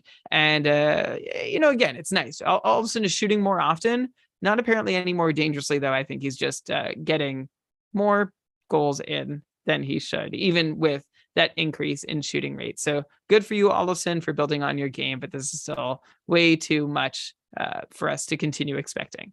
Yeah, I had an opening on Tuesday, and Buffalo plays Monday, Tuesday, so I added him to my couple team. But the plan is probably to drop him come Wednesday. But yeah, if you're a believer in a hot hand, right? You just add him and you keep him until the goals stop coming. Yeah, there are not too many teams that play Monday, Tuesday. Florida is one, and Anton Lundell was not available, so I went with Victor Olofsson. Okay. I should mention another guy on Buffalo who's hot and that I think you'll be much higher on is Ukko-Pekka Luukkonen, who, if he's still available in your league, I think I'm regretting not grabbing him. Well, I did grab him in a couple leagues, a couple times, but I kept on dropping him. But even though Buffalo has like 3 goalies up, it just seems like Ukko-Pekka Luukkonen's getting all the games, and why not? He has 4 straight quality starts in a row. He's really heating up. And I think we're at a critical moment where he's going to start getting picked up in a lot of leagues, because it seems like Buffalo is ready to just ride this guy as their starter and then play like Anderson or Comrie, whatever, on a back-to-back or whatever. But I think Luukkonen or Luukkonen, I should say, he's their guy. And Buffalo's a pretty decent team. They score a lot of goals. So yeah, I think now is the time that people need to be grabbing Luukkonen if he's still out there and you need a goalie. Definitely. He, as we've mentioned, he has emerged as the goalie in Buffalo. And we saw a really great week from Luukkonen, who was excellent on the penalty kill. Hasn't been awesome at 5-on-5 in his most recent starts. And the last month has actually been a bit of a rough patch for Luukkonen compared to the rest of his season at 5-on-5. But that's because the rest of his season at 5-on-5 has still been really good on the whole. So I'm not going to be discouraged by a couple rough moments for Luukkonen, which, like I said, happily he's made up for while shorthanded. But he is a starter in Buffalo and has a chance to win more often than not. So yeah, he should be rostered in any league, especially if Phoenix Copley's rostered. Elon, not to reopen that can of worms, but if Phoenix Copley is rostered, then Luukkonen should absolutely be too. Yeah, I think at this point I would take Luukkonen over Copley. I think. Yeah, that's an interesting one. I think I would also lean Luukkonen. Just with how's Copley doing tonight? Still a shutout. Let's see how many saves, though. 12 saves. It's going to end up being like a 15 save shutout over Chicago, I'm pretty sure. Not to jinx it. Yeah. I don't think that Taylor Radish is breaking the shutout. Just a prediction, Brian. By the way, David Pastrnak just scored a power play goal. So should I edit out that whole part of the podcast where we're concerned about him? Well, that means he took a shot. Elon, I'm not concerned about him. I'm preparing to potentially just maybe perhaps be concerned about Pastrnak. I will say, I think it's his second shot of the game. Mm-hmm. So still not the shooting volume that I'd like to see from him. Okay. He does have a goal and assist though. So pretty good. It's great. I love it. He's amazing. He's good. Don't worry. No one's getting concerned No. about Pasternak. Okay. Yeah. Well, I'm Yeah. still deciding whether to keep it in the show, but I guess I have to, right? It might be tricky, like to edit. That's already late at night, so I'll just leave it in at this point. But Okay, you know what? I'll save my interesting observations for people who care about them. I do. Okay. I don't. Well, again, I'm trying to be funny. It's not working. Okay. Okay. 2 cold streaks to throw at you. Okay. 2 defensemen on cold streaks. Mikhail Sergachev on Tampa Bay, who was the talk of the town, stealing top power play from Victor Hedman and doing a great job with it. All of a sudden has gone pointless in his last 4 games and only 2 assists in his last 10 games now. So he's really disappeared. I'm assuming you're gonna say he's not really this bad, but I'm just curious to know, like, he's by the way now down to a 60-point pace, and this is falling, right? And last year he had a 40-point pace. I'm just curious to know, like, what do you expect the rest of the season? Do the people who have Sergachev, should they be expecting that he'll go back to being like a super valuable player on their team again? Or maybe we're looking like a Hampus Lindholm type at this point. Yeah, I think that's a great way to describe it. Like Sergachev, the line on him has always been, without top power play deployment, there is a ceiling to what he can do. And that has become even more true as Tampa, has seen their ranks thin a bit and they try and plug holes with role players because they're kind of full on the cap and the team's getting older and, they've had their cup runs and the window is starting to close. But Sergachev really cold lately, 4 points in his last 15 games. But to be honest, season long, Sergachev's 5-on-5 production is where it usually is. Sergachev remains a 40-ish point player off the top power play. He always has been. And I believe he will continue to be until he gets a permanent promotion to the top unit. Yeah, that's fair. Okay, Brian, I got some good news for you. I know I was being annoying before, but I'm going to make it up to you. Dylan DeMello just got an assist. Look at that. What an ad you made. That's a Carson Kuhlman goal. Man, Dylan DeMello, one of my worst ads of the season, easily. I liked him because he played 4 games this week. In the 3 games combined leading up to tonight, no points, 2 shots, 3 hits, and a block in 3 games. Yeah, now he has an assist. Well, this is what I was. Oh yeah, maybe DeMello can get a point once or twice. Good job.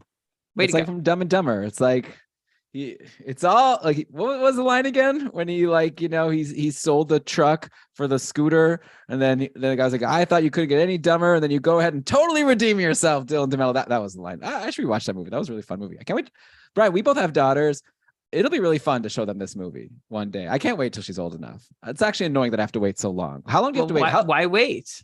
Well, right now Dina says that I'm not even supposed to show her screens at all. Yeah. Yeah, so I can't. I guess that's a reason to wait. Trouble. Yeah. Well, what if you play just the audio?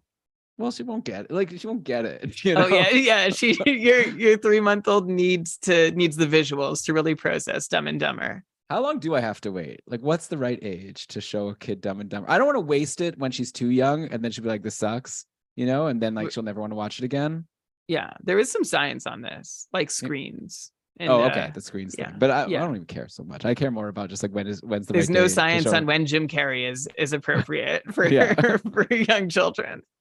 So another defenseman that's super cold is Shane Gostisbehere over in Arizona, and hey, the Coyotes are currently up 2-0 on Vegas. I have both Vejmelka and Logan Thompson, who are both playing in my cupful division. I had to sit one, and I sat Vejmelka because I thought obviously, but he's the one getting the shutout so far. So lucky me. But Shane Gostisbehere has an assist. Look at that. That's his first point in like a million games. So is that it? Can we just say cold streak over? He's fine.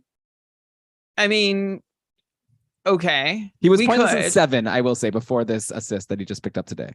Yeah, I don't think it's a matter of a Gostisbehere cold streak. I think it's a matter of an Arizona cold streak. Like, they have 2 goals tonight. Is that what you said? Yeah, so Dylan Genther and then Clayton Keller. And Clayton Keller's goal is noteworthy. Oh, don't you have Clayton Keller? I do. He's been doing a whole lot of nothing. Yeah, well, I'm safe. I've made it through the week. But like Arizona has 2 goals tonight, which is already a better result than, I'm just counting right now, 1, 2, 3, 4, 5, 6 of their last 10 games. 2 goals they didn't even get to in 6 of their last 10 games. This is where the Coyotes offense is at. They've lost 11 of their last 12, 2 out of 25 power play opportunities. Sorry, they've scored twice on 25 power play opportunities.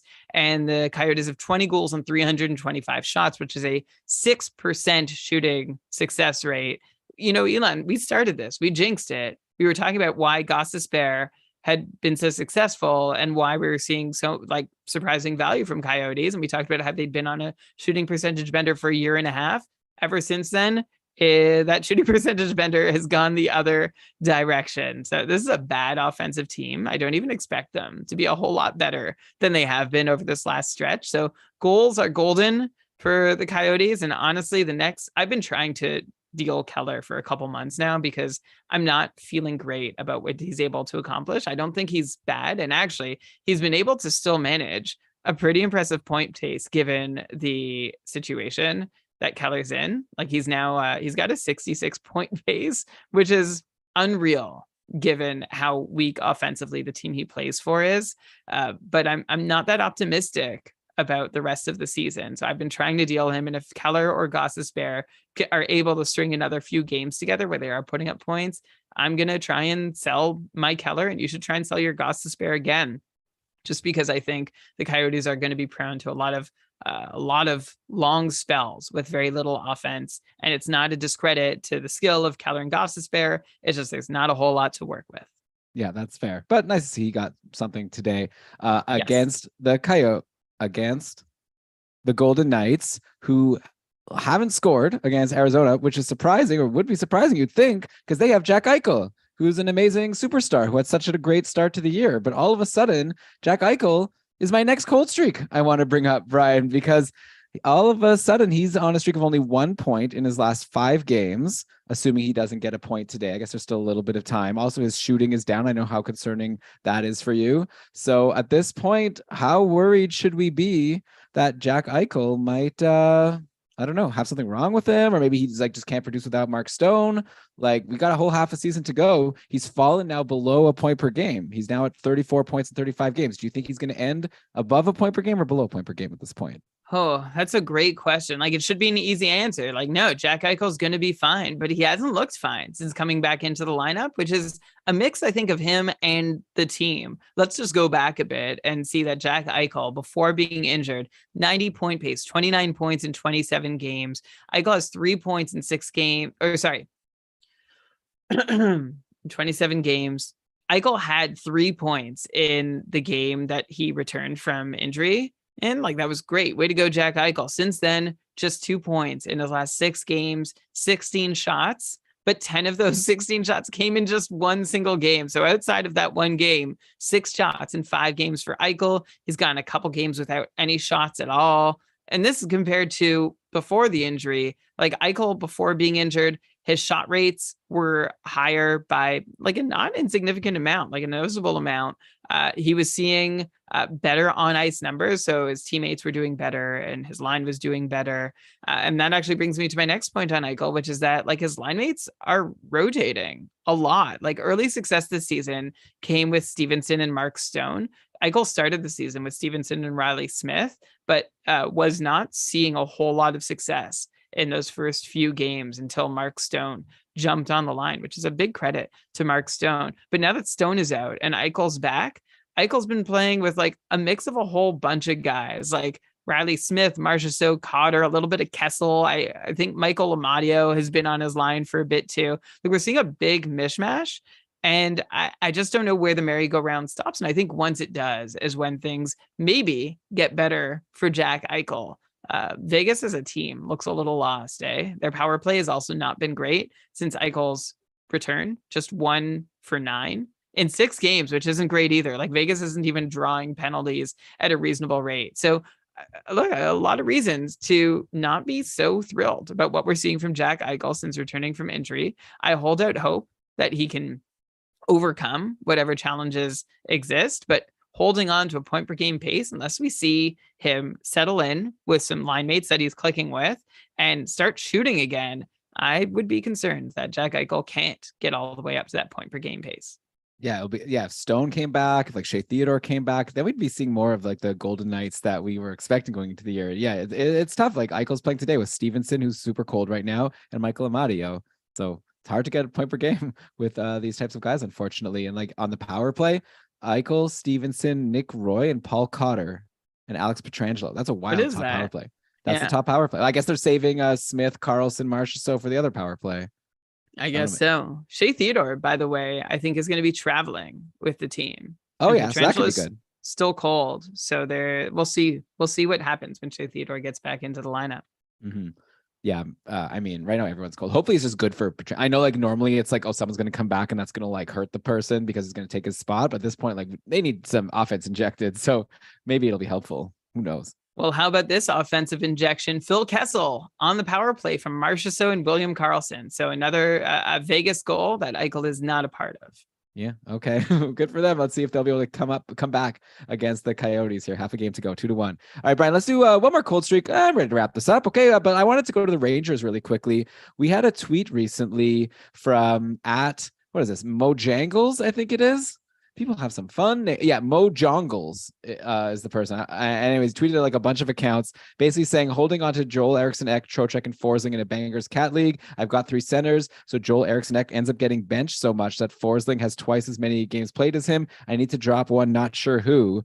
And I was thinking, like, you keep benching Joel Eriksson Ek, but like he's doing really well. He's like having a really solid season. I think he's been really reliable. And I feel like the guy that I would be benching and at this point maybe dropping is Vincent Trocheck. And I want to see what you think about that take, just because Trocheck right now is on another cold streak, and really he just hasn't seemed to settle in that greatly with the Rangers. Like especially I saw on one practice they put Panarin and Zibanejad on the same line. If that sticks, if it's like Zibanejad, Panarin, and Kreider, I think that was like the latest practice lines, that would leave Trocheck with really nobody, and that would be bad because he's already like pointless in his last 3, only 1 assist in his last, what is this now, 8 games. So Trocheck is cold. I'm getting a little worried about his line mates. So I don't know. At the same time, he did have a hot run somewhat recently before this recent cold run. So just wanted to get your take on Trocheck for the rest of the year. And if you agreed with my reply that I think you should drop Trocheck and not Joel Eriksson Ek. A couple other people said to drop Joel Eriksson Ek. So I was the lone dissenter there. Yeah, well, let me start with Eriksson Ek, who's having such a great season. He's overperforming a little bit at 5-on-5 because he's involved in 90% of the points that are being scored at even strength.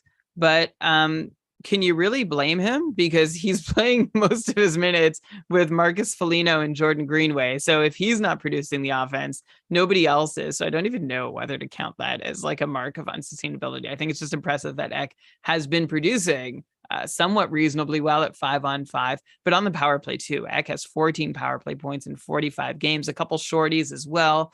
Great season for Eriksson Ek, who's now, settled in on the top power play unit, seeing more time on ice in total. He's producing at 5-on-5 away from everybody relevant. We've got a legit player on our hands here in Eriksson Ek, who also puts up 3 shots per game, hits and blocks pretty decent for a forward. Elon, I can't remember if he was on that list that you were running down earlier. His ADP is definitely going to be higher next year, but I think maybe Eriksson Ek is going to be a sneaky pick for one more season. Like I was looking at where he was drafted in the Cupful when I was getting ready for the show, and he was drafted 185th overall amongst like guys like Victor Arvidsson and Tanner Jeannot, Lafreniere, and then actually it's a really everything's interesting around there. You've also got Konechny and Lehkonen and Verhaeghe and O'Reilly and Shen. Anyway, I don't know that, like, I would definitely draft Eriksson Ek earlier next year than that. And I think there's probably one more season maybe you've got until he's like really got that name brand value, which is why I think a lot of people are probably like, oh, you keep Trocheck, not Ek. But Trocheck, such a streaky guy, and just 1 point in his last 9 games. And as you mentioned, Elon, he was hot before that, but cold before that, but hot before that, and so on and so forth, going back basically to the first 5 games of the season, which was Trocheck's first hot streak to be followed by a cold streak. The good news for Trocheck is that he's still shooting, he's still seeing ice. But I'm not surprised to hear that the Rangers are trying to shuffle their lines. Like Trocheck and Panarin have seen substantial time with 3 different wingers now: Lafreniere, Gaudreau, and Kravtsov. Jimmy Vesey was getting a turn recently also. So I think the Rangers are trying to figure out what's going on. Panarin has been kind of cool lately as well. Trocheck has been a bit snake bitten, 4% shooting percentage, 6.5 on ice shooting percentage. And he's really just staying afloat and relevant thanks to power play production, 13 points in 46 games with the man advantage. But yeah, he's a frustrating guy. I would be curious like I would give some thought to buying low on Trocheck if I was ready to know that this could be an exercise in frustration. And Elon, I'm with you. I would actually prefer Eriksson Ek as the steady guy helping me out on an almost nightly basis. All right, well, I'm happy that we agree. Hopefully, well, I guess maybe we'll find out one day from Mojongles what they did and if it worked out. But in the meantime, yeah, definitely not saying to drop Trocheck, but yeah, he's been concerning so far, and I'm definitely, like I said, follow GameDayTweets.com or just at Game Day Lines on Twitter, and just make sure you're staying up to date with those Rangers lines because if he's away from Panarin, then those even strength numbers aren't going to improve. He'll still have that power play, like you said. Yeah, Trocheck has the upside, I think, over Eriksson Ek, but I think I'd rather trade that off, especially if he is finding himself away from Panarin and everybody at even strength. Mm-hmm. All right. So Andrea asked us to bring up Clayton Keller's cold streak, but now we don't need to because he scored a goal like we discussed. I was going to bring up some Seattle guys. We do this every week, so I'll just mention it. Now, all of a sudden, like Tolvanen and Beniers and Eberle are cold, and Ryan Donato is hot. But Brian, we've discussed Seattle before, and you're saying every week it's a different guy, right? So I would say that probably just hold on to Eberle and Beniers. I've seen Eberle actually drop to my couple division. I might go for him if he's especially if he's available. Seattle doesn't play until Wednesday, but if he's still out there come Wednesday, I feel like he'll probably just heat up again. That's what seems to be happening on Seattle. And that, Brian, is my list for the week. Thanks, everyone, for listening. Hope you've enjoyed this mega episode of Keeping Karlsson. I guess the game-winning goal has just been scored by Joel Eriksson Ek. So the game is now over. And, Brian, we can start wrapping this baby up. So, yeah, if you enjoyed the show, we'd love to hear from you. Tweet at us at Keeping Karlsson. We'd love a 5-star review on Apple Podcasts or wherever you could rate podcasts. That would be great. A subscription, multiple subscriptions for the podcast on wherever you listen to, like Apple Podcasts, Spotify, Google Podcasts, wherever, you know what you're doing. We would love if you could just subscribe and get all of our episodes. We got a lot of good stuff coming. We've got a couple short shifts episodes this week, as per usual, with Lewis and Jeremy. Jeremy's really stepped in and done an awesome job in Ben's absence. And I expect that there'll be 2 more awesome shows this week. And then I'll have a matchup maximizer for you next Saturday. So you'll get it all by just subscribing to Keeping Karlsson. If you really like the show, you really want to support us, you can consider our Patreon, keepingkarlsson.com/patron. We give a ton of perks to thank the people who enjoyed the show. And like Brian said back at the start of the first period, we have a big patron cast coming up on Wednesday where we do a bonus show just for the patrons where we answer all their questions. And we have a ton of, we have an extra week of questions because Brian lost his voice. Now it's going to be an even longer show. But I guess the upside is February's patron cast is going to be shorter since we'll have a fewer weeks of questions. But yeah, it's going to be a mega episode on Wednesday night. So Brian, hopefully your voice will be 100% for that. And you could become a patron and join us live for that. We have a blast there every single week. We also do our live shows for the patrons. Like this show we recorded live for the patrons. We had a fun chat room here. So all that and more, check it out, keepingkarlsson.com/patron. But with that, Brian, I'm done talking. I want to hold on to my voice for Wednesday. So let's cue the outro music. And why don't you go ahead and read us the credits? All right. This episode of the Keeping Karlsson Fantasy Hockey Podcast was presented by Dobber Hockey and powered by our patrons, including our super supporters, Adam, Aaron, Tyler, Andrea, Tom, Ryan, Derek, David, Rob, Ricard, and of course, Patty.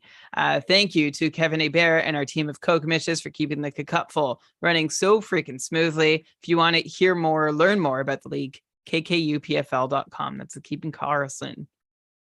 kkupfl.com. That's the Keeping Karlsson Ultimate Patron Fantasy League. Thank you, Elon and Shams, for all the amazing streams of fantasy news you are posting over at GameDayTweets.com. You can follow our Short Chefs show at Short Chefs KK. Shout out to Lewis and Jeremy for crushing it there lately. Logo art by BrandonWeave.com. Outro music by Pat Roach. This episode was researched with help from Dobber Hockey, Frozen Tools, Dobber Prospects, Natural Stat Trick, Evolving Hockey, Cap Friendly, The Athletic, HockeyGoalies.org, Hockey Reference, Hockey Biz, Hockey Database, Elite Prospects, Hockey Database, Elite Prospects, and Yahoo. All right. Great job, Brian. I guess I have to talk one more time just to say thanks everyone again for listening. And Brian, looking forward to doing this all again with you next Sunday. Me too. In the meantime, let's all keep doing what we can to make sure that fantasy hockey is for everyone. Copley lost the shutout with like 30 seconds to go. I mean, I'm sad for you, but I want to win by as much as possible. So okay, fair enough. But what does it matter? I know. No, I've had a rough season. I want to I want to beat up on everybody as much as I can. Okay, but as a postscript, Phoenix Copley just completed the game and stopped 18 of 19. So maybe everything is fine and we can just forget about those 2 bad games. But okay, bye everyone. Thanks, Brian. Oh, that was on the show. Oh, It doesn't have to be. I don't know. We could. No, okay, it's not on the show. Cut. it 'Cause can be. that undercuts your great positive message, which is all the more important with what's been going on. I mean, that's always the case, right? There's always So there's always some. always jerks. Yeah, always jerks. Yeah. Provorov's like not good enough to like not join No. the team. I feel like I maybe mean, if you're like I would argue no one Konechny- is good enough. well, sure, that's fair. But it's like especially like, come on, you're not even like Yeah. you're not even that great. Yeah. Who do you think you are? All right. See ya. All Bye, right. everyone. Thanks for Bye, watching. everyone. Thanks for being here.